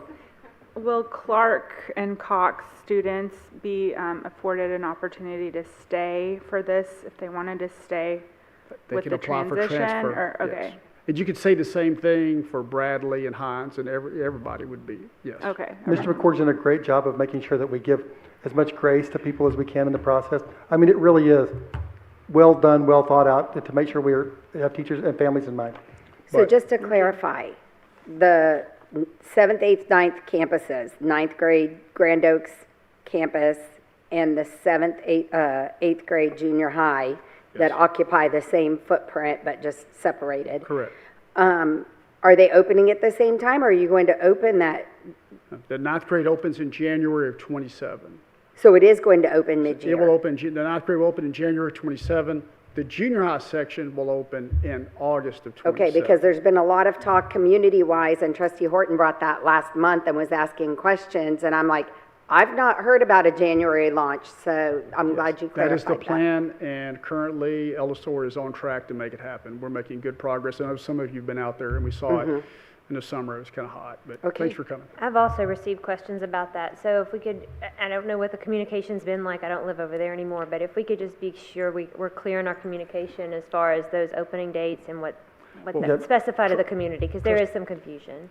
Well, Trustee Dungan, I'm glad you asked that, because if you're amenable to approving these two scenarios, I will sit down in this chair here at the Jett Center, and then truly at that point, they don't get enough credit, but the people who make it happen are Dr. Winkler and Dr. Kopesky.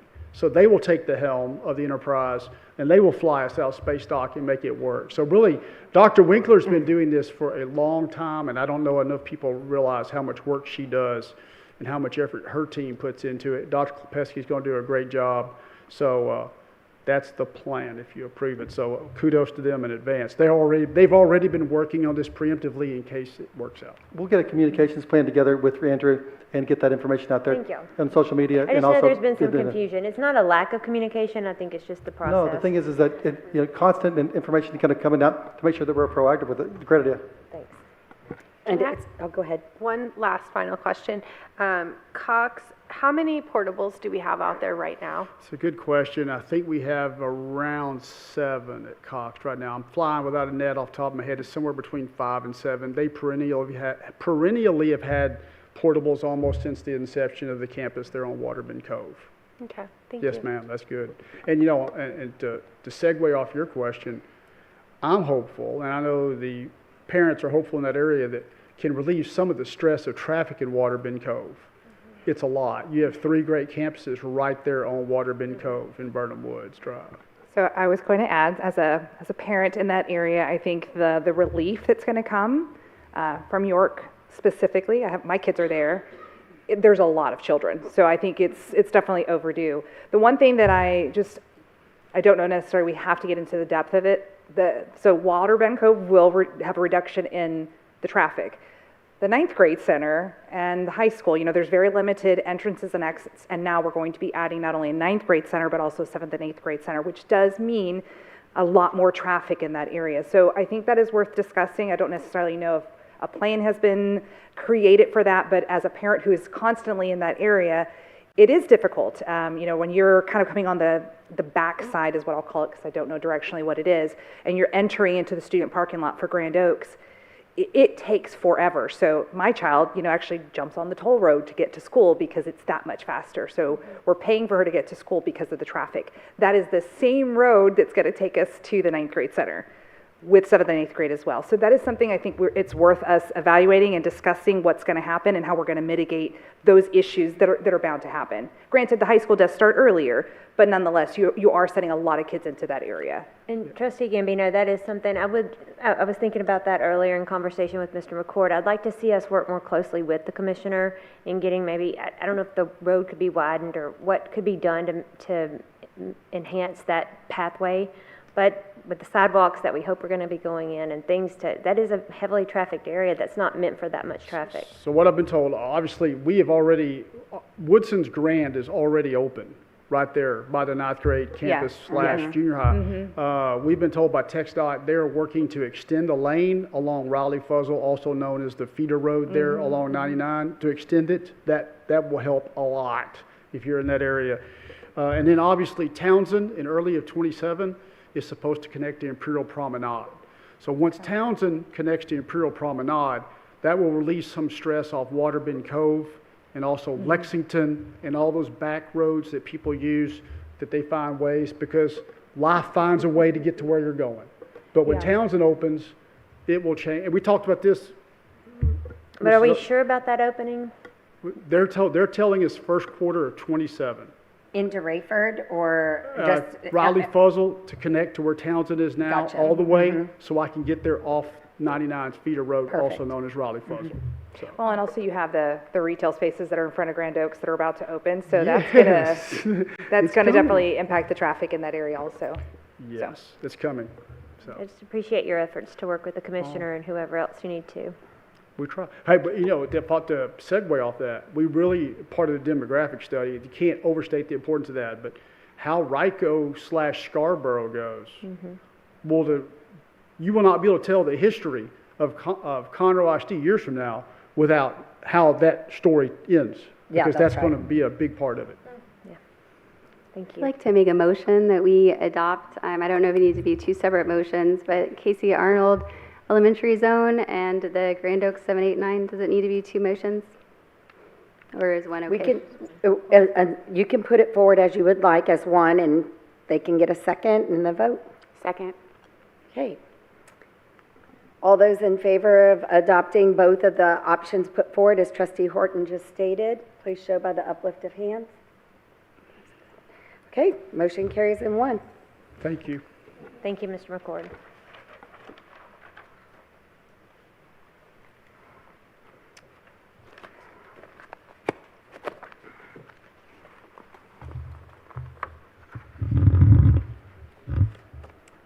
Okay, we're on to item 8, teaching and learning. Is that correct? Or are we, Did I cut in front of somebody? Sorry. I was like, Ms. Garza, would you like to present that? She's so excited to do her part, but then I'm looking at my book going, am I on the wrong item? Dr. Upshaw, teaching and learning, discussion and possible action to approve library materials in accordance with Texas Education Code 33.026. Board Policy EFB, and Senate Bill 13. President Odenweller, members of the board, and Dr. Vincent, at the end of the day, all business and finance functions. That's why I looked at it that way. I was like, okay, she's presenting it.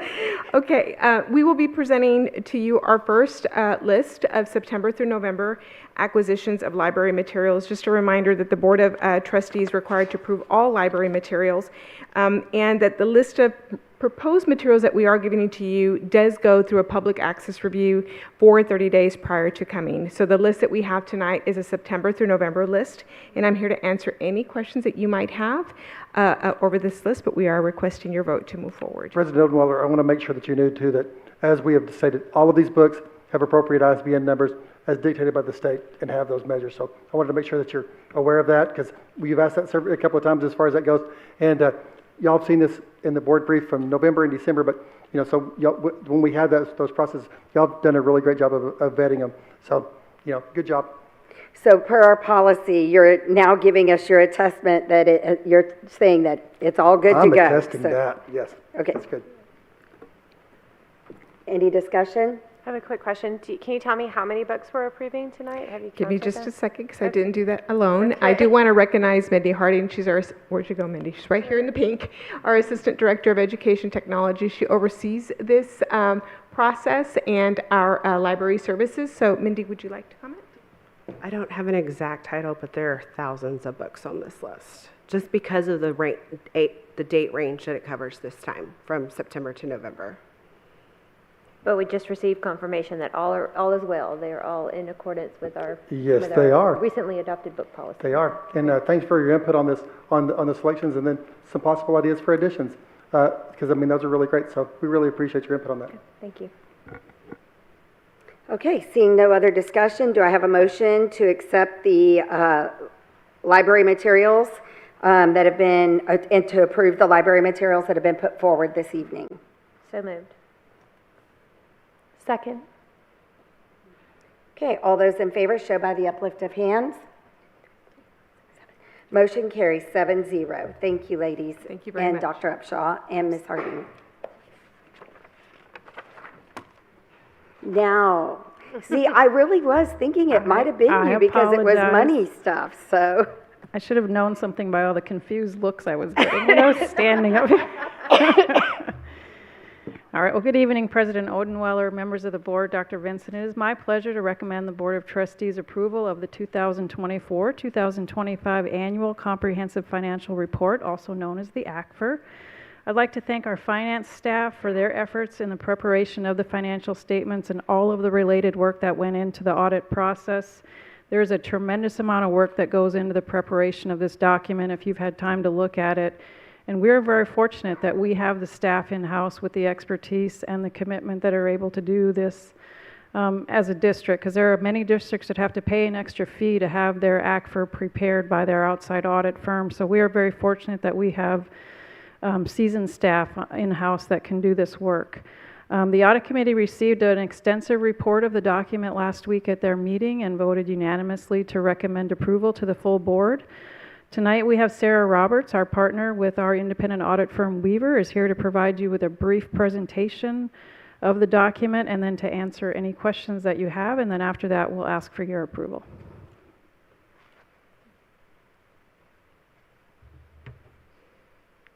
Hello, thank you for having me here tonight. My name is Sarah Roberts. I'm the district's Weaver audit partner, here to talk with you about the audit, and I'll touch on the financial statements themselves very briefly. As Karen Garza mentioned, I was present at the audit and investment committee meeting last week and discussed the audit, went into some more detail. I'm intending to keep this brief tonight, a little bit more condensed, but of course, if you have questions or any topics you'd like me to get into more detail on or revisit, I'm absolutely happy to do so. All right, I'm going to start by just talking about the type of audit that we performed, and then, as I mentioned, I'll get into the financial statements themselves, just very kind of high level. The type of audit that we performed is called a single audit. That's an audit that has two components, including an audit of the financial statements, as well as an audit of federal award compliance. The applicable standards applicable to this audit are those of the AICPA's generally accepted auditing standards. These are the standards that apply to all financial statement audits in the United States, as well as the incremental standards applicable to governments contained in the Yellow Book, Government Auditing Standards. The federal awards compliance audit is conducted in accordance with the Uniform Guidance, which is federal regulation codified into CFR 200 by the Office of Management and Budget. Most school districts in Texas do have this type of audit, the single audit. The criteria to require this type of audit is the level of federal expenditure of the entity currently, or for fiscal year 2025, and prior that expenditure level was $750,000. The Conroe Independent School District expended about $54 million in federal awards, so you were well over that threshold. that threshold is changing for fiscal year 2026 to $1 million. So I mentioned that only in case you have a academic curiosity or trivia about audits, because it doesn't affect you, because at $54 million, you're well over the threshold regardless. So no change for you there. Here are our results. The type of reports we've issued are unmodified opinions on the financial statements, unmodified opinions on compliance. Those are clean opinions. The highest level of assurance that we can provide that the financial statements are materially accurate and that there are no indications of material compliance as it relates to federal awards. Furthermore, we have no material weaknesses identified, no significant deficiencies. Those would be internal controls related items, no material noncompliance, no other audit findings that we would be required to report under the uniform guidance, which would include questioned costs, either known or likely, or instances of fraud that we consider to be either known or likely. None of these items identified, so our reports remain free from reportable findings and clean opinions. With that, I'll move on to the financial statements. My focus is going to be on the district's general fund. That's the main operating fund of the district, typically the area of most interest to users of the financial statements, although I will mention that the ACFR itself is something along the lines of 150 pages. So every fund is in there. You can find the details of any fund that interests you. The ACFR is prepared internally, as was already mentioned. I would estimate in my experience probably about 5%, 10% at most school districts in Texas have the capability, the capacity and the competency to prepare this document in-house. So more often than not, you will see this document is outsourced, prepared by the auditor or another service provider. So having this prepared in-house is really a testament to the technical proficiency and capabilities of your staff, and it's something worth recognizing and reiterating. Here's the balance sheet of the general fund. This is for fiscal year 2025. I've included here also comparative information for 2024. This shows a fund balance remaining relatively consistent at $165 million 1 year to the next. The ratio of unassigned fund balance remains consistent at about 95%. Unassigned fund balance is the available, undesignated, uncommitted liquid fund balance available for expenditure. Next, we have the governmental fund statement of revenues, expenditures, and changes in fund balance, which is like the income statement of your general fund. Focusing on expenditures for fiscal year 2025 and 2024, there was a slight increase in expenditures, bringing it up to $721.8 million for fiscal year 2025. The ratio of unassigned fund balance to expenditures remained consistent with a slight decrease from 22% to 21%. It's important to note that from the perspective of this audit, we're looking back at fiscal year 2025. So I'm reporting to you these financial items and ratios looking backwards, and for forward-looking monitoring planning purposes, it would be important to consider these items as it relates to fiscal year 2026 budgets and beyond. Other items in the ACFR, I mentioned it is long, 150 or so pages. I've listed here the various sections. You can see the detail in the table of contents is listed, very detailed. The auditor's reports can be found in the financial section and the compliance section. The introductory section, statistical section, the rest of the financial section, and the compliance section, that's all prepared internally by your staff. And that's all for me. Any questions? I have some questions for Ms. Garza when she's done. Thank you so much for that presentation. First of all, thank you so much for putting that report together. 150 pages, is that what she said? I read through it all because I love this kind of stuff. So I just I had a few questions and then just a few things that stood out to me, so just bear with me. The district's net position from 24 to 25 has increased 18.7 million. I'm just curious where that money goes. I'll let Sarah answer or that if Sarah question. can answer that. I've been looking at your fiscal year 2025 probably more in detail and recently than Karen has. So net position, when you're looking at that, that's a full accrual basis. Since you love these topics, I'll get into it on that level. So you see all of the long-term assets, long-term liabilities are reflected in that number. So it's assets minus liabilities equals net position. So that growth that you're referring to can be traced back mostly to your capital projects. So you have significant construction going on, and your construction expenditures that you see in the funds are instead on the statement that you're referring to in net position, those expenditures are capitalized and reflected as assets. So you see this construction, it grows your asset base, and that in turn increases your net position. So that is not liquid, right? No, That's that is not okay. cash. That is long-term assets. I did notice that just how much we have paid in taxes this last year, $517 million that taxpayers paid. That's an increase of $33 million from last year. And I appreciate your statistical, I really enjoyed analyzing that. And one thing I noticed with our property values, it's grown 86% in the last decade. That is a substantial amount. And I would just encourage, our audience to pay attention to what's happening with MCAD. Because they are the ones assessing our property values. It's not just about the tax rate. Those two go hand in hand. And with property values and continuing to increase, I'd like to see a no new revenue tax rate this year. I just am throwing that out there as we go into the discussions in the coming months. So that's one thing. Okay, a little bit about the no new revenue rate. So our M&O tax rate is set by the Texas Education Agency. So if we were to adopt the no new revenue rate, we would be penalized as a district because we're adopting a tax rate that would be lower than what the state is telling us the floor is. So we would lose not only local revenue from adopting a lower tax rate, we would also lose state funding.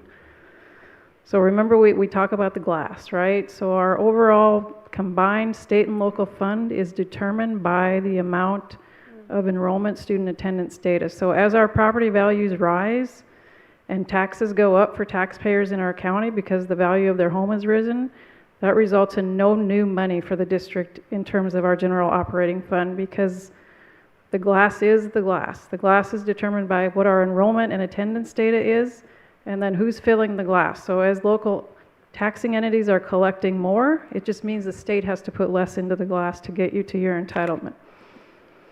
Right, but I'm just concerned about how much our constituents are having to I understand. That the no new revenue rate calculation is really designed more for taxing entities where that is their primary source of revenue.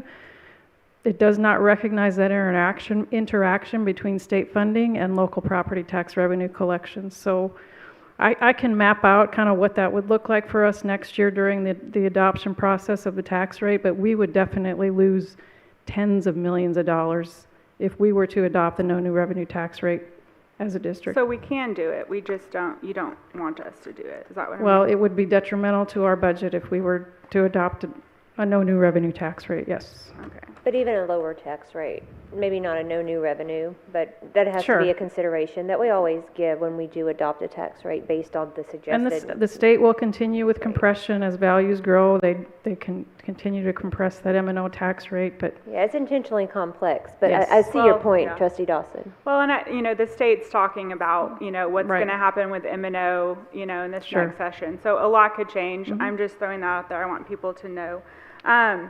Okay. I had a quick question on our construction. It has a list of our construction commitments. I didn't see Conroe High on here.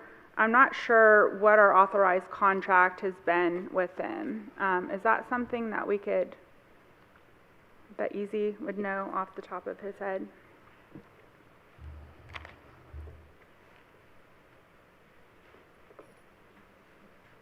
And Ms. Garza can clarify for me, but I believe you don't see it because it's a 2019 bond referendum update. Well, it just says the district's construction commitments. It doesn't talk about the bond. Okay. Well, and I'm not familiar with the form you're looking at, but the current commitment that we've got, the construction contract for Elisor is $162 million and change for And Conroe High that's School. total, Correct. like the last 10 years? That that's the current contract. So that we had a 2015 bond project that has been completed, audited, and closed out, and we're currently working on the 2019 bond project. Okay, what has it been total since the start of the project? That is, like Mr. McCord said, flying without a net, but we finished the 2019 bond project at about 47 million, if I remember right. We applied about $2 million of savings to the current project. So if you do the math, it's somewhere right around 200, a little over 200 million total for construction. Now, there's more to it than that. I mean, we spent more on design and furnishings and other things over the course of the life of that, but for construction specifically, we're right around 200 million, a little more. Okay. And then, just one last thing. I was looking at our long-term debt, and I was just reading, it says, state issues guidelines recommending that government entities should limit the amount of general obligation debt to 10% of its total assessed valuation. And I will say we're well under that, right? We're Yes. 5%. Mm-hmm. But I do just want us to keep an eye on this because, that percentage is the highest that it's been in 10 years for total long-term debt. So I just want to make sure that we're being really fiscally prudent with the amount of debt that we continue to take on as a district. So that's all. Thank you.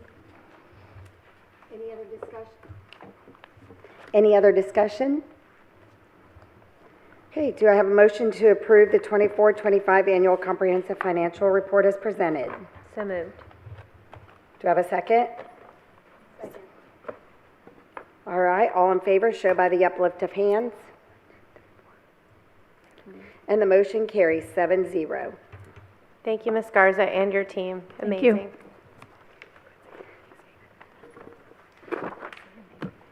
All right, Mr. Foster, you're back up again. Planning and construction. We're going to take a break after this item, just so everyone knows. Discuss some possible action to select job order contracting JOC as the procurement method for the 2026 summer kitchen renovations project. Select construction managers of Southeast Texas as vendor, and authorize the superintendent or a designee to negotiate and execute necessary documents. Indeed, President Odenwell and members of the board and Dr. Vinson, this is the award for the longest title, which is what I was after. You don't get to see me as much anymore. So this is a 3-in-1 approval because it is approving a contracting method other than what is outlined in our board policy, assigning that vendor and then authorizing the project. So we're first asking you to assign job order contracting method as the method for the best value for a project like this. The project itself is the 2026 kitchen renovations, which is focused on McCullough Junior High. And if you'll recall, back in 2024, we had the very same project put in front of you, but at that same time, we decided to not execute the 2024 project. Because we were engaged in design development with the McCullough Junior High renovation project, we worked with our child nutrition department rather than put a Band-Aid on a kitchen that wasn't really functional for the number of students enrolled at that campus. We incorporated it into the overall renovation of that project. We were able to take over a classroom that was behind the kitchen, that was kind of isolated and all by itself, incorporate that classroom into the renovation work that Tellefson is currently underway doing. And then Tellefson was able to remodel the kitchen itself. So the structure of the kitchen is actually physically growing, so that'll better serve the population at that campus.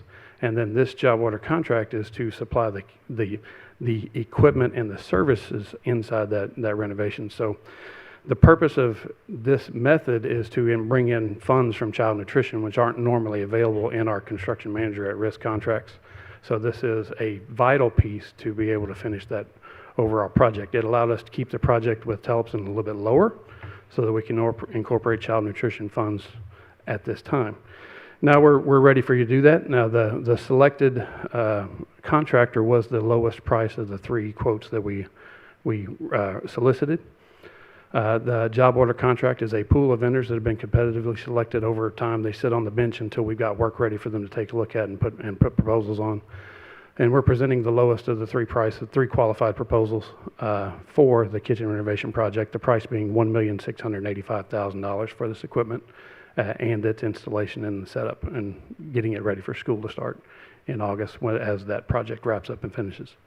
So this time we're requesting your approval for 3 things: the job order contracting method, the selection of construction managers of Southeast Texas, which is one of our selected and awarded job order contractors, and the price of $1,685,000. Is there any discussion? Maybe if it wasn't covered, I know this was explained to us, this job order contracting, this was explained to us in advance of the meeting, but can you maybe speak a little to that, because it is a different method? Indeed. So job order contracting method is an indefinite quantity, indefinite delivery contract. So it's essentially all the contractors are competing against with a catalog of tasks. So the catalog of tasks, in this case, we use Gordian. So Gordian produces a catalog that's accessible on the World Wide Web to all these contractors, and they look at those tasks and they bid a markup or percentage or a discount based on what they see in those task catalogs. And then we use those contractors to compete against each other. The catalog is the most they could possibly charge for a task, and then we ask them to take a good look at it and compete, because they know they're competing against their neighbors. But what it does, going through that competitive process with that task catalog, allows us to put a pool of people together, or of contractors together. So we have several in that list that are qualified to do this kind of work. And then being in that pool, there's no guarantee of work, they just sit on the bench until we call them. So the last time I called them was 2 years ago in 2024. So we brought them back in 2026 for this work. Thank you. Any other questions or discussion? All right, do I have a motion to approve all three pieces? The procurement method, the construction managers, and the authority for the superintendent to, or his designee to negotiate and execute necessary documents. So moved. Second. All right, all in favor, show by the uplift of hands. And the motion carries 7-0. Well, thank you. Thank you, sir. All right, at this time, the time is 8:05, and the board will take a short 10-minute break.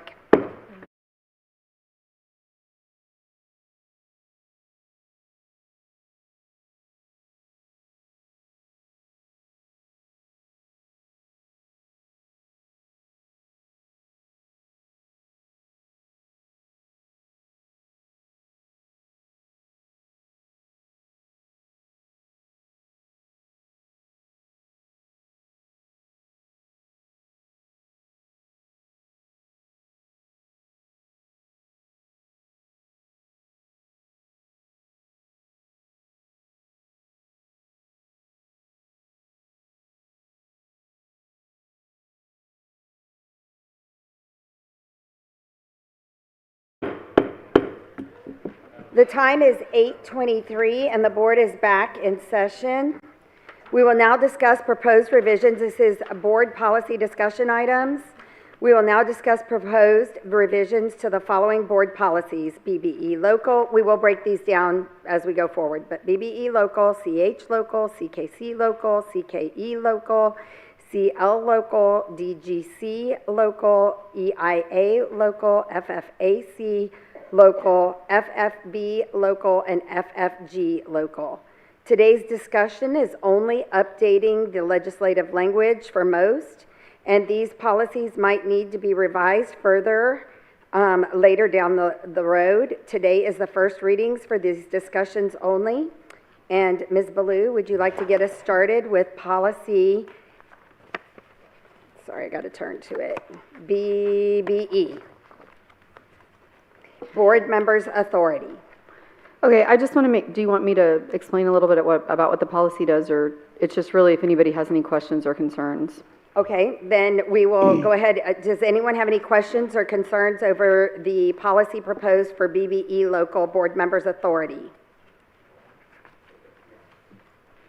And just to clarify, these are all just to be in alignment with the law since the 89th? No, the next one actually, CH, is not to be in line with legislative changes. It's requested changes by district staff. But this one, BBE. This one is just to comply with the law. Okay, thank you. Yes. One of the things I wanted to mention is that President Odenweiler wanted me to make sure that we did is looked at where we were already compliant with all these laws. We're actually compliant with everything but CH, and the other one was about with regard to our ability to, I think it's EIA local, which is it requires for parents to sign a progress report every 2 progress reports every 12 weeks. So we're in compliance from the process of making it happen. We're working for our software company to actually write the report that allows us to do that. Those are the only two areas of compliance that we're actually not compliant currently with this. And you are also remember, you've seen this thing five or six times from your board brief. I'm sure you're tired of seeing it. So. And I'm glad, as you stated, that we do align with the statute. Our own board policy does align with the statute. Are there any confidentiality concerns or anything? Nothing? Okay. On BBE? Oh, I accidentally flipped to the next one. Sorry, we're good. Oh, you want to go to? Yeah. No, I made a mistake there. Any other comments or questions? Okay, now we will move on to CH, Local Purchasing and Acquisition. Ms. Ballou, we've been working on this policy for quite some time, well before the recent legislative changes that granted boards flexibility to raise. The legislative part granted us the ability, if we wanted to raise the purchasing thresholds and expand the superintendent's authority. Key challenges in getting this done have been finding language that allows the district to operate efficiently without disrupting day-to-day needs, such as child nutrition, food orders, and large reoccurring purchases like utilities and fuel for our district. At the same time, nearly every board member has expressed concerns and offered thoughtful input in board meetings, highlighting the importance of getting this policy right and their concerns. Speaking personally, I'm not comfortable with the hub carve-out as currently written. My concern goes beyond the state's authorization for boards to set thresholds or delegate purchasing authority to the superintendent or designee. It has to do with the point structure giving certain businesses more points or structures in a bid process. Second of all, it goes against what we've set forward in EMB and in the state's desires of not practicing DEI in our bid process or anything we do. So I'm asking if you have anything else to add or thoughts on that or what I've stated. Could I ask a question? Yes. I noticed that HUD statement as well, and when I asked for clarification, it was saying that the HUD statement was put in there to ensure that all vendors are held to the same qualifications. Is that correct? So, and Karen, please feel free to come up if you want to provide any additional explanation. Currently right now, when you guys are doing contracting, you're not giving hub points. And typically what that is when a contract comes up, just in case, because contracting can be confusing, when a person is trying to contract with the district, in many school districts, they will give additional points to women-owned business, African-American-owned business, so those individuals are more likely to end up with a contract. You are currently not, and you're not required by law to do that, to participate in that program. The concern of the district is what if they wanted to participate in the program, this carve-out would allow them to do that. So even though right now you're currently not giving extra points in contracts, this carve-out would allow, if the district chose to in the future want to give additional points to African-American, women-owned businesses, that kind of thing, in contracting, you would be able to do that. And the reason they wanted this carve-out in here, the district wanted the carve-out in, is because the legislature and your policy have indicated that you don't have an appreciation, let's say, for DEI concepts, and to some degree, HUB is a DEI concept. Did that answer that for you, Trustee Sumler? Sort of, but it's different than the explanation that I understood, so. I'm actually confused now. It made sense before. So just to clarify, the hub language is not, is not anything we requested to be added to the policy. We do not utilize it. We do not intend to utilize it, so. So we could strike that? It can be removed from the policy if you. To the policy. Okay. Yeah, when I asked about it, I was told it was a district request as well. Yeah. Who added it? TEE. Okay. Well, if everyone's concerned about it and we don't need we it. can just we'll delete it. Are you all good with that? We could strike that part? Yes. Is everyone good? Mm-hmm. Okay, so that's an easy revision. It's also important to mention, President Oldwell, that one of the things that you made sure that we were looking at is that we have more oversight with regard to contracts, and so now every contract is reviewed by O'Hanlon and to make sure that we are in compliance with all the state laws that you were concerned with. So that's the biggest screener that you had requested that we have now. So that's in place in terms of process. Okay. Just about this particular policy, it does seem like we've been talking about this policy for quite some time. And I have, heard, talked to Ms. Garza about this a few times, and I do think it causes some concern and some stress that it is not fully, it is not a policy right now that they can be in compliance with, and I think they would like to be in compliance with the policy.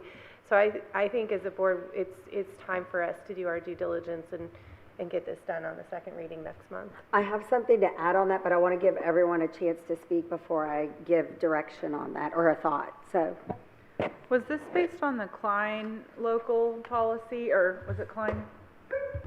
Yes. This has changed so many, I don't know what's changed. I just see the number. I'm looking at track changes. I don't see a lot of track changes, so I'm not sure what version we're looking at. Okay. So what you're, just didn't mean to interrupt you. No, that's fine. What you're looking at is your actual policy as it exists right now, with the red being the changes that are being proposed to your existing policy. And I will say, because there's been so many versions and there's been a little bit of confusion, what we just decided to do is say, here's what your policy is right now. This is the request of the district, or I think the district thinks that this is a livable, if we go from the board approving or having to give the aggregate report for $10,000 up to $100,000. So that would mean the board would see less purchases, because you would go from 10 to 100,000, but you would still see quite a few of them, and I think the district thinks it's more manageable, but I'll let you speak to that. Essentially, what this policy does, as it's written, is put a protection in place. If we were to procure an item that was over $100,000 that we did not have a valid contract, either through a co-op or through our own bid, we would bring that purchase to you for approval. So we're required by law. Senate Bill 1173 increased that competitive threshold from $50,000 to $100,000.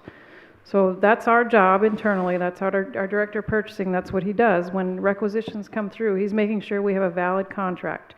Has the item been bid internally? Are we using a cooperative to purchase the item? Do we have an interlocal to purchase the item? So we're doing all of that vetting internally, but if we have the need to purchase something, which should be rare, that we do not have a competitive contract for and it exceeds the $100,000 threshold, we will bring that to you. Can for you give approval. like an example of when you would need that? The example I talked to Ms. May about earlier today was if, let's say there's a storm and we have to contract with somebody that we don't have on an award to come do a repair. That's an emergency clause that's in here also that aligns with the emergency clause that the superintendent has the authority to make a purchase up to $100,000, then we'll bring that purchase to you. So it aligns with CH Legal, which requires us to competitively bid things that we're spending $100,000 or more in the aggregate. We do that internally to ensure we have valid contracts. What this does is say, if we don't have a valid contract and it exceeds that threshold, we'll bring it to you. Anyone else?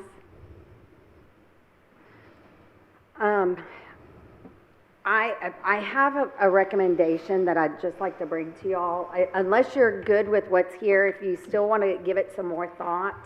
I think that part of the delay on this is that we've all tried to weigh into the superintendent in our own way on different things, and it has slowed the process and then it stalls. So I think we all agree we want to become compliant and we want to get this out of your acid reflux situation where you're concerned that we're not compliant. So I think that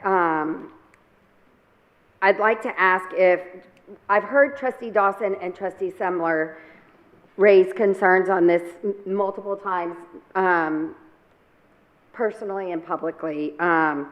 Here, and I just was wondering if one of you all would like to take point on this and shepherd it through and make sure it gets the wording that you have heard what's been stated here at the dais and what has been discussed and the concerns, and see if you can get a clean document that we can agree on and get this done as soon as possible. Is the concern the amount? For me, it is a bit of a concern. I think that there's nothing wrong with doing a carve out on the fact that it's the child nutrition things or the fuel or the reoccurring. I fully trust our superintendent to not make purchases like pay for award emblems and things like that. He knows what we stand for. That's money that's not used for education, even if it is PR. So I trust him, but if we make this adjustment to the 100,000 and we don't have some sort of caveat or some sort of carve out on it or something, that could present us with someone easily spending 40, 50,000 like they did before on awards. I share your concern in that, and I would like to ask, what would be kind of a threshold that would make your jobs easier? It sounded like 100,000 was, you said it would occur very rarely. Is there a threshold that would be more in that range? Well, I mean, you think about the purchases we're making on a monthly basis for the district. I mean, if you were going to say that we're going to carve out certain expenditures, we'd have to be very specific on what we're talking about. And then are we talking about a single purchase? Are we talking about the aggregate? Because we reach $100,000 in office supplies probably in October, September. So then does that mean every purchase beyond that threshold then has to come to you for approval? And we could be talking 5 weeks depending on timing of when So once the a vendor requisition hits their threshold, then every single time Correct. it has to be approved. Okay. Correct. So we're just trying to put a policy in place that's not going to bring operations to a halt.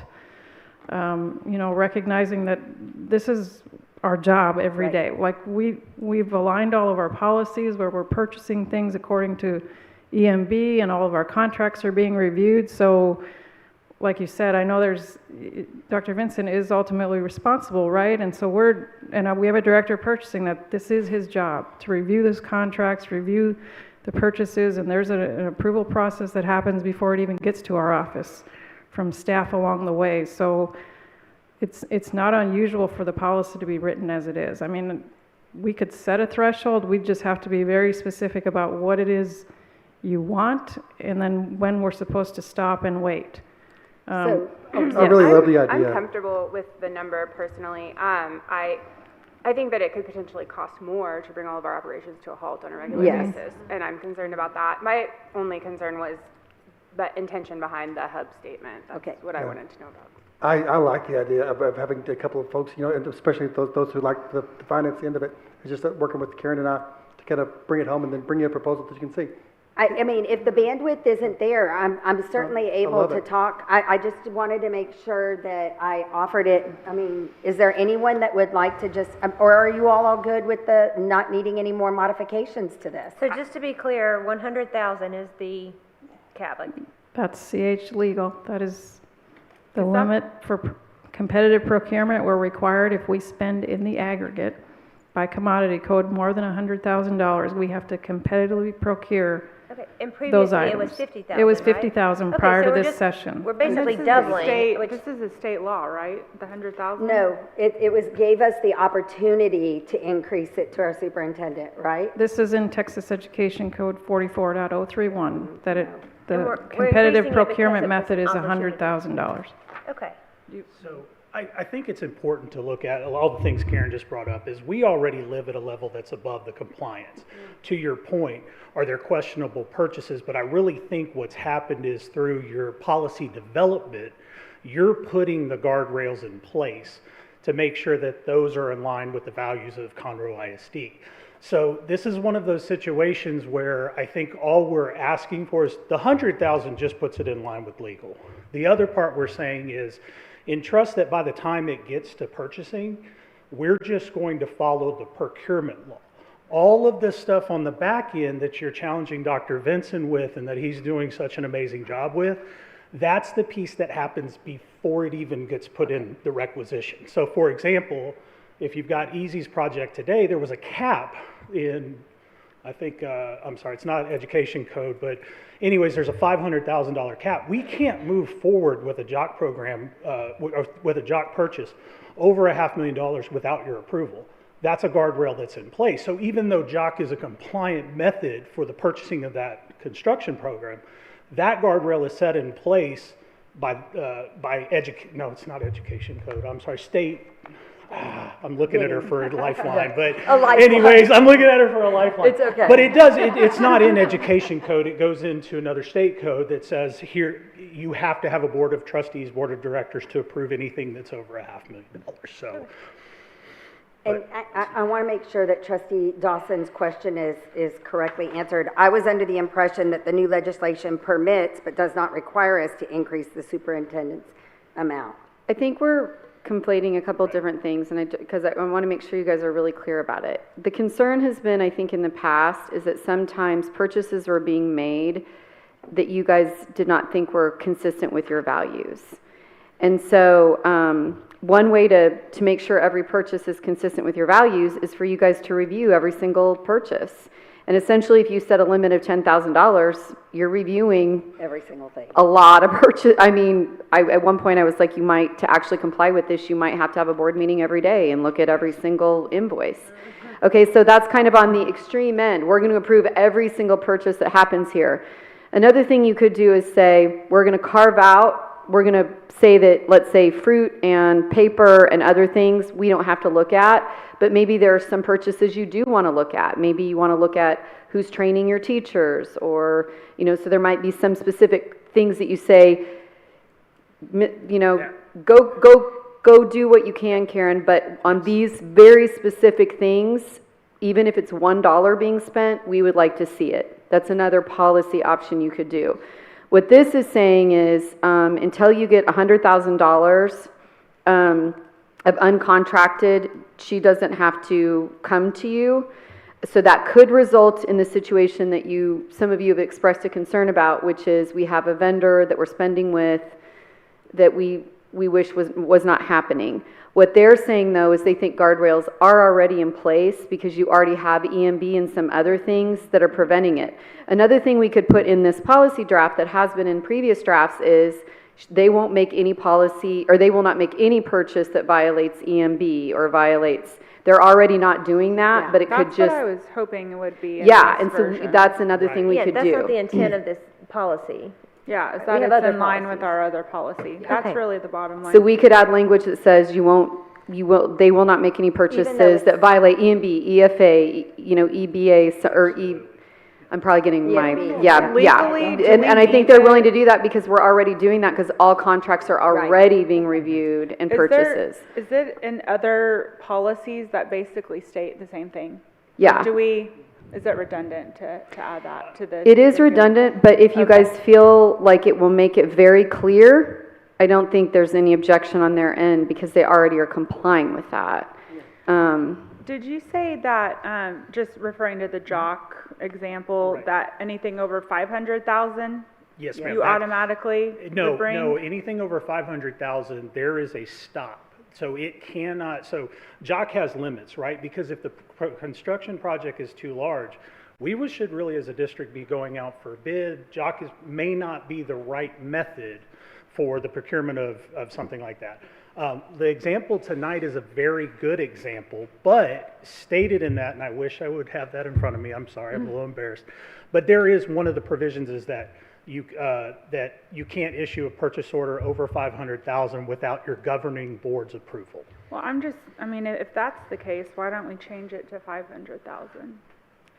I'm just asking. What you're doing. We want to not slow you guys down. Right. And 100,000 does seem fairly low to me. Still changing it from what was it? Well, and I think for me, Ms. Dawson, what I would like to see is if you're saying that, is to then still give us examples of what you want. Is it a single purchase order? Is it, the aggregate once they hit this? And I think that's where you talked about kind of like your acid reflux or what have you. That's what mine is. We would bring a 50K report that was some objective report based on historical data, and it's not really what we've currently spent year to date. It's saying, hey, here's a list of vendors that we think we may go over $50,000 with. The board would approve that. And then we would make sure that if there was ever any time where we felt like the aggregate for that specific vendor was going to exceed $50,000, then we would bring a supplemental approval, or we did it twice a year. It's, in a lot of cases, I definitely understand the concern of the after the fact or the reactive, but there's also options where I can provide you reporting quarterly that shows every vendor that we've spent fiscal year to date, from 10,000, 50,000 on up, that we could provide you if that's something that you want. I think for me, it's just having the checks and balances, right? It's not just about, you know, what is the vendor, what values are they bringing? It's having check, because we're talking about a lot of money, right? Yes, ma'am. So I just want to make sure, I mean, Dr. Vinson looks at these purchases, right, before they're made, right? No, well, I mean, it depends on if it's a contract or what have you, but each individual campus department can make their requisition. Again, like I said, by the time it gets to me, I'm really looking at the compliance for the procurement aspect. And that's why I go back to the guardrails that, I mean, I've sat here and believe me, I've listened to everything, and you guys are getting very, very detailed on what you're doing. You're putting a lot of work into it. And I think when you do that, then you're building processes internally, or Dr. Vinson is building, you know, very stringent processes internally, that by the time it gets to the requisition process, it's met the list of all of those different policies that could impact it. I think bottom line for me, if it's stated in policy elsewhere that, you know, they have to comply with other policies, I'm fine with the way that it's written. I'm even open to negotiating that number if you guys think it's too low. I personally think the I don't need to get 100,000, into the I think the details there. 100,000 is a fine, just because we still live at, I truly believe, a level above what the minimum expectation is. We said, So if we remove the hub part for the second reading, then is everybody good with this? well, I mean, do you have, other than the hub part that we all agreed to, is there something else? No, I appreciated Ms. Garza's example to explain that, you know, it's every single order. I have heard from teachers that, you know, they're waiting on supplies, Right. like paper and stuff like that at the beginning of the year. I would assume that not having this available is slowing down processes like that. It can. A lot of it too, to be honest with you, as far as waiting. So our warehouse delivers to every campus twice a week. And so really on a delivery schedule, we're handling a lot of that stuff. I've found in more cases that when you're waiting on paper, it's probably because you ordered it too late and it maybe where it fell. Ellie does an amazing job with her team. So you know, like I said, but if there's anything like that, it definitely is a supply chain, right? Mm-hmm. You're trying to keep everything moving. I pretty much have a standing thing with my team that nothing sits in the queue longer than 3 days. And now here's the deal. It could have sat somewhere else before it got to purchasing for a couple days, but cumulative, we try to make sure that we're expediting because we have those pieces in place for the compliance. Okay, so I did just confer with legal because technically this is a second reading on this policy, but we didn't notice it as we noticed it as just discussion. We didn't notice it as action, or else I think we would have been prepared to take action on this, but we'll have to wait till the next board meeting. So at least that's good news for y'all. Sorry. We're here for you. But we know it'll be approved in, I mean, Well, the plan we is don't know. to, the plan is to approve it in February. We don't want to hold We, this up. believe me, Yeah. we haven't missed a beat. We're continuing. It's our on job the- to Yes, get to ma'am. that point, so thank Yeah, y'all. We're good. Okay, thank you very much. I used a lifeline too there, so. Moving on to our next local policy up for review is our CKC Safety Program Risk Management and Emergency Plans. Does anyone have any concerns, questions? I know it already aligns with school board policy and with statute. Is there anything else on this for discussion? All right, moving on to the next one. I love that. CKE, Local Program Risk Management Security Personnel. Again, this is something that the school board policy aligns with this statute. Is there any concerns or questions on it? This is what I want to bring up. So I'd suggested a potential amendment when you guys adopt it next time. So I just wanted to get some feedback on what you would like us to do. What this policy is now saying, as written, if you guys adopt it, is the board may authorize the chief of police. So you're not authorizing the chief of police, you just may authorize. What an alternative this would just be to say, in this policy, we are authorizing that the chief of police can hire reserve officers. Otherwise, he's going to have to, if he wanted to do that, for example, he would have to come back and ask for the authorization. So I think, if I'm not being clear, what the legislature is saying to the board is, you may authorize him to do that. If you want to, you need to put it in policy. So you might want to be really clear, are you authorizing that here or not? Questions or discussion on that piece in itself? Just a question about reserve officers. When would we need that?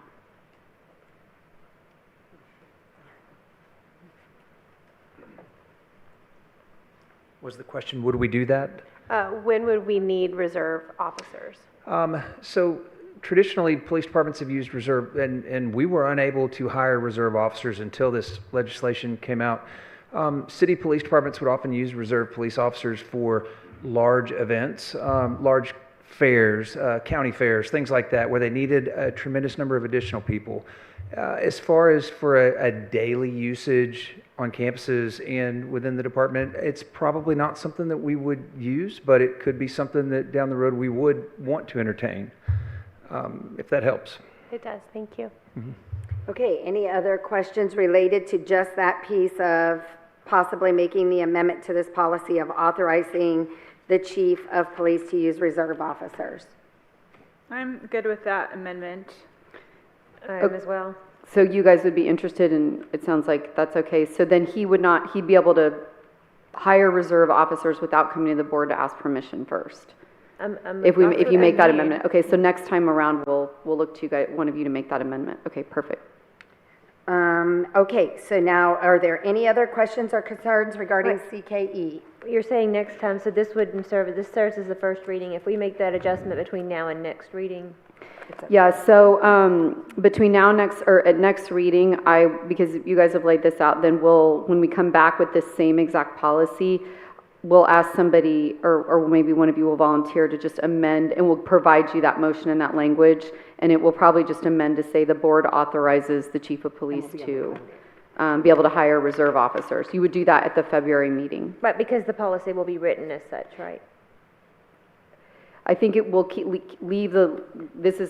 further direction would be great. We would leave the language the same, and then you guys could make a motion to amend this, or we could amend the policy and bring it back on second reading with that language already changed. I just don't That's what you guys want done? I have the summary in front of me. I don't have the full policy, so I don't know if it reads that way already.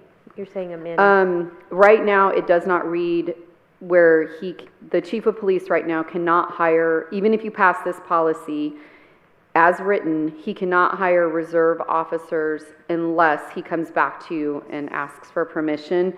So the change that we would make between now and February to this policy language would be that he could just hire reserve officers without asking your permission. And then we can approve that policy. And you can approve, and you would approve that in February. That was the clarification I was Okay, I'm asking sorry for. if I'm being confusing, thanks.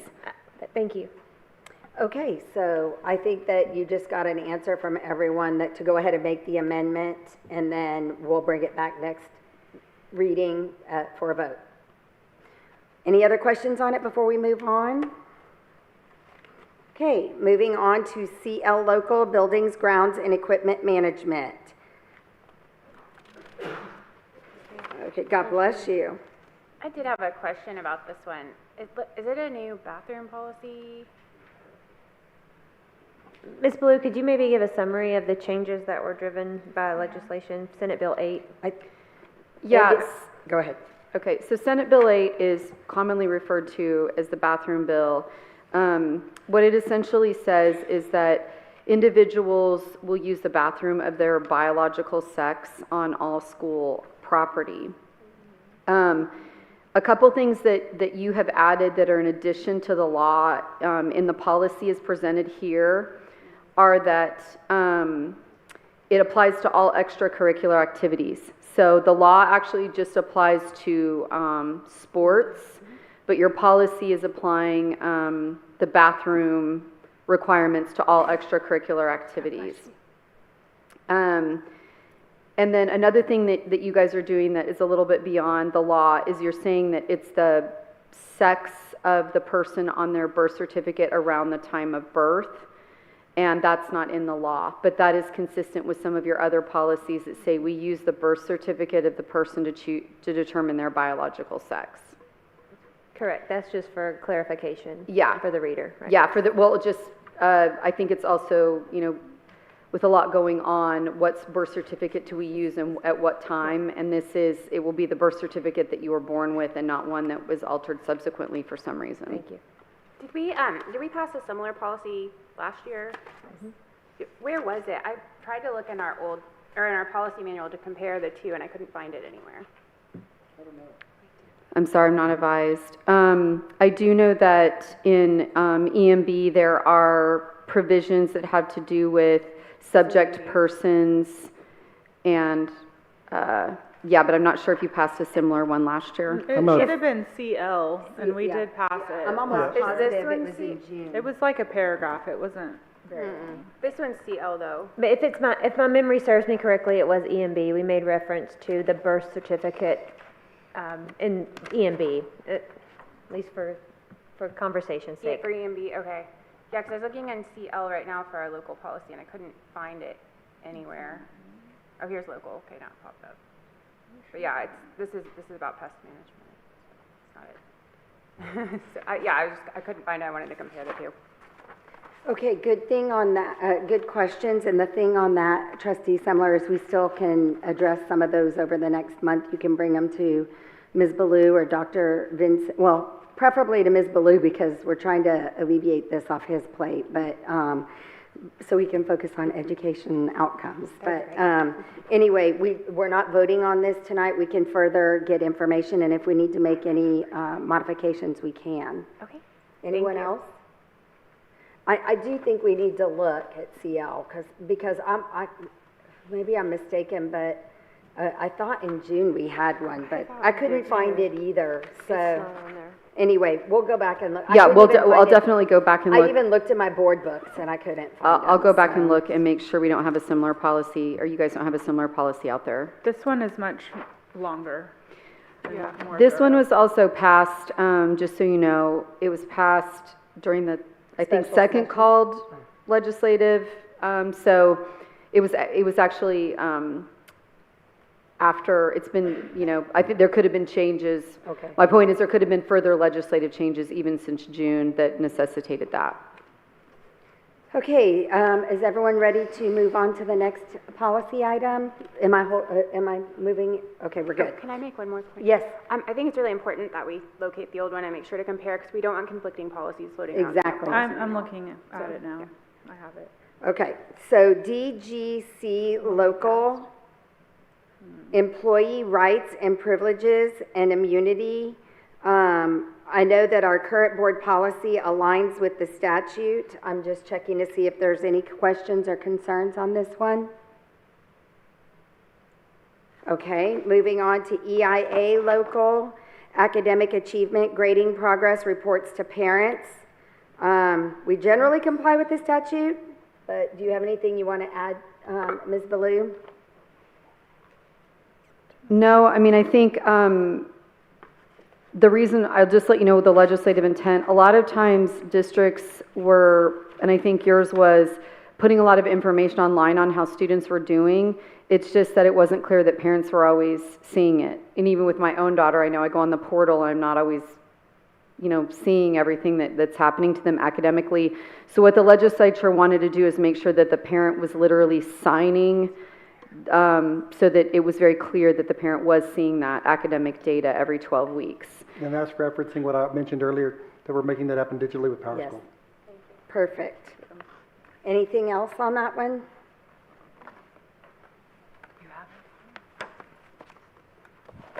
Okay, FFAC. Can I ask one quick question? Yes. I'm so sorry. Under conferences, a student's parent shall be provided with at least 2 opportunities for in-person conferences during the school year. Is that additional for us, or is that part of the bill? That's part of the bill, I believe, Okay. right? Is it?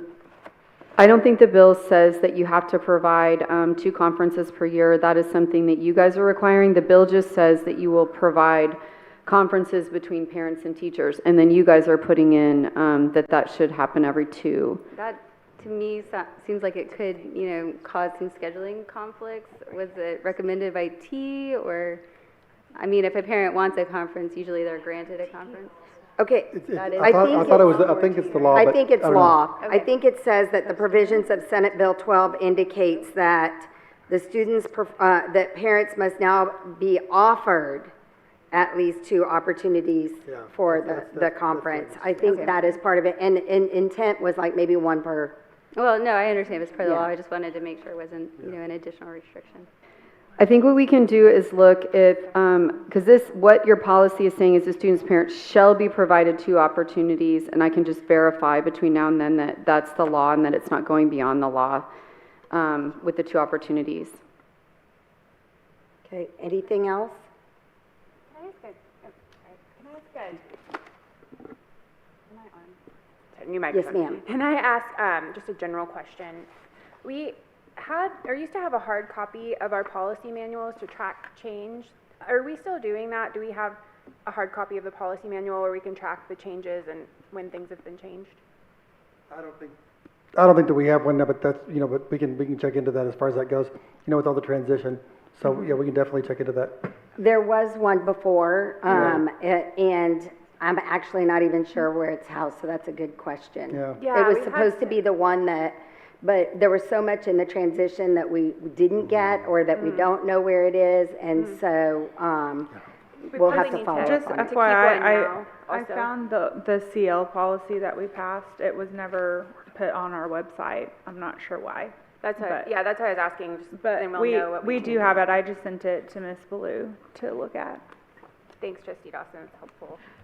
Yeah, I couldn't find it anywhere. I thought it was going crazy. Well, at least we all weren't losing our minds together, because we were all going, I'm pretty sure we did that.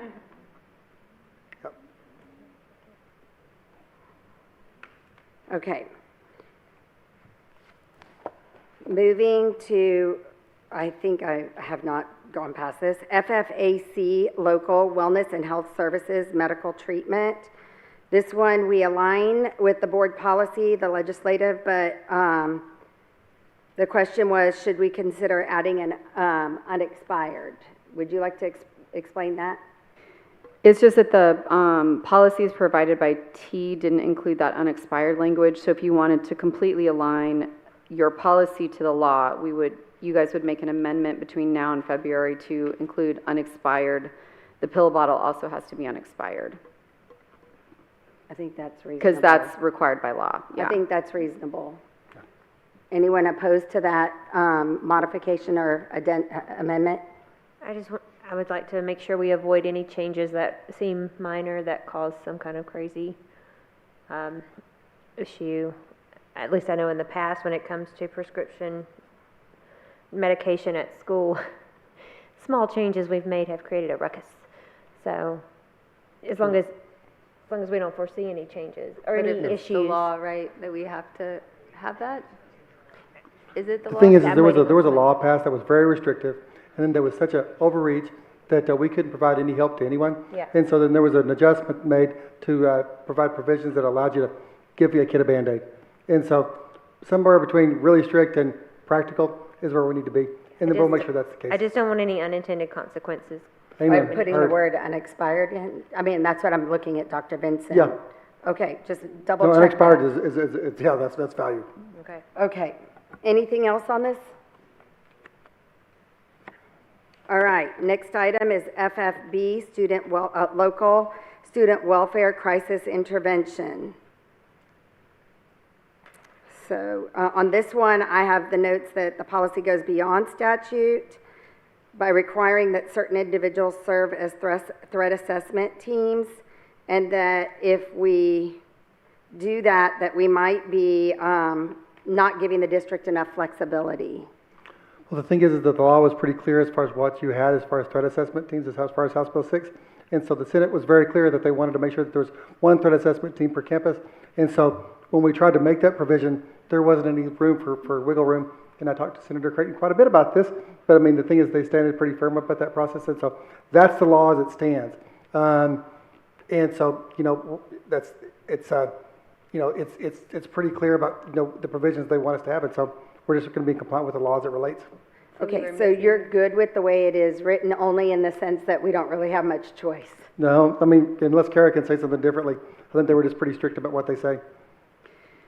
I think the question is in the law, it's not saying, it's not as strict on who has to be on the threat assessment team. Oh, the flexibility of who's on it. Yes. As long as there's one team, that's fine. So if your district, if you as a district want more so T is basically saying, here's what your threat assessment team is going to be, and here's who the people are going to be on that team. No, I think that's really wise.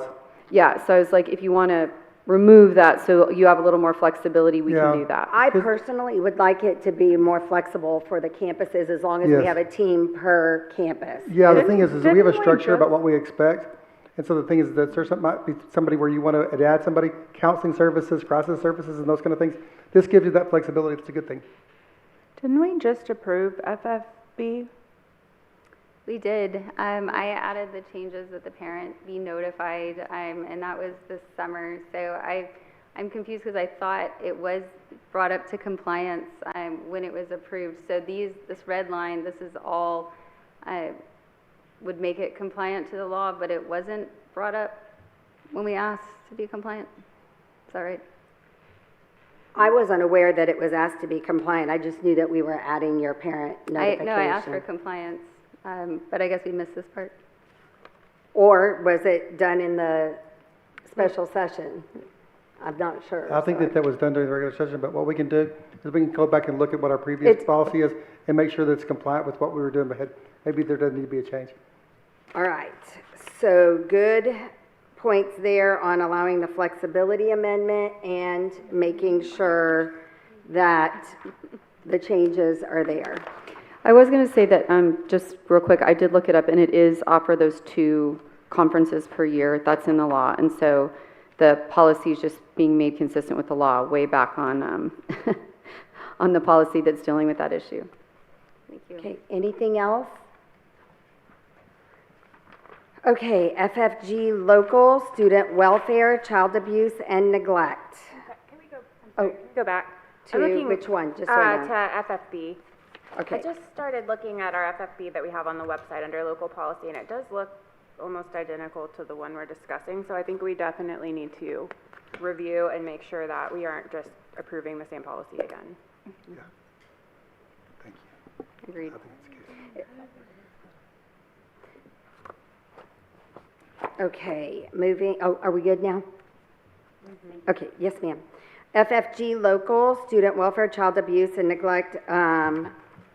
This does align with our board current policy. Are we needing to make any changes to it? We don't even need to bring it forward again if it's aligning, right? Well, you guys have to, this is first read, so you have to just do a February 2nd read with no amendments. Okay, thank you. Anyone else on that one?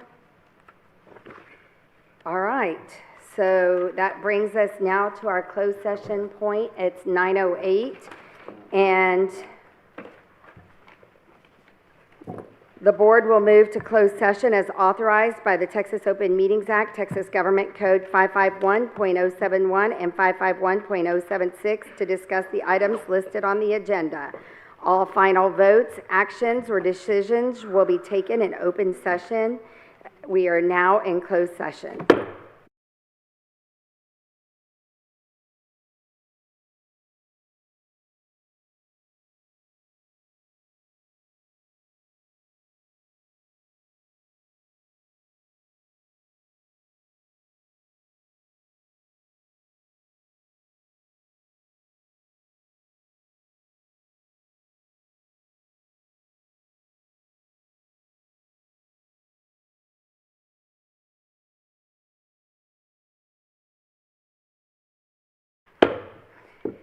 The time is 10:32, and we are back in session, open session.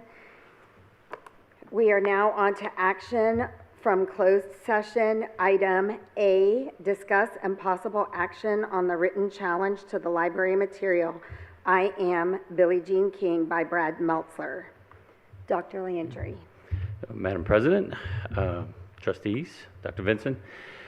So with the inception of Senate Bill 12 and 13, the state has a new way of handling written challenges, book challenges.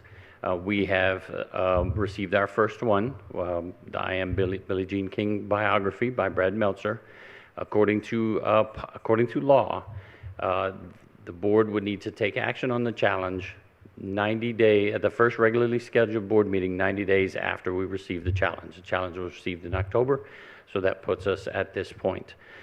So you have been provided with a copy of the book and a summary, and now it is at this point that we turn it over to you for a decision.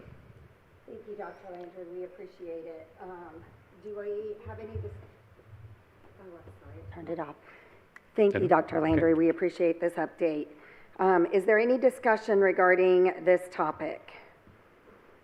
Yes, it is developmentally inappropriate to provide explicit explanations of sexual orientation and adult marital relationships to this age group. Additionally, the book's description does not provide parents with notice that it includes content about sexual orientation or gender identity, limiting parents' ability to make informed decisions about their child's independent reading and guide children through these sensitive topics. Though this book looks at the story of an inspiring woman, this does not negate the developmentally inappropriate concepts contained in the story. Therefore, I move to grant the challenge request. Second. Okay, so we have a motion and we have a second.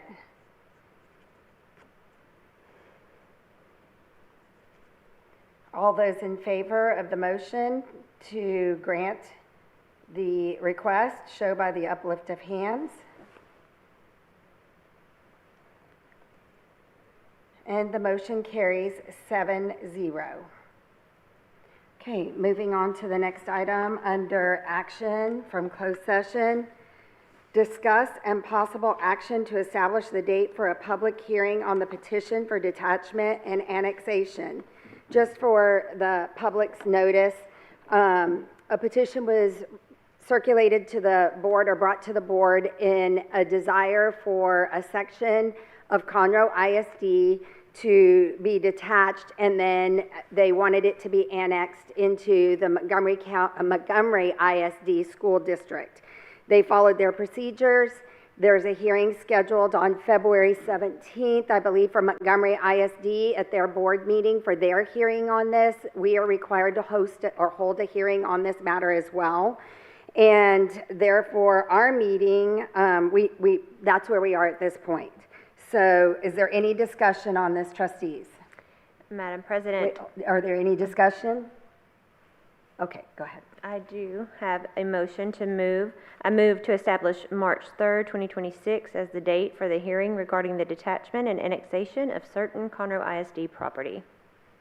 Do I have a second? Was that Horton? Thank you, Trustee Horton, for the second. All those in favor show by the uplift of hands. The vote is 7-0 and the motion carries.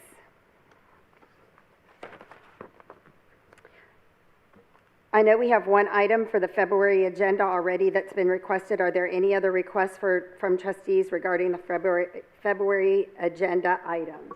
Yes, President Odenweiler. I would like to have added to the agenda consideration for formal recognition in partnership with the Special Education Parent Advisory Council, CPAC. Okay, and we will get with you on that request. Any others? I would like to add to the agenda for February the student lockdown procedure process for discussion.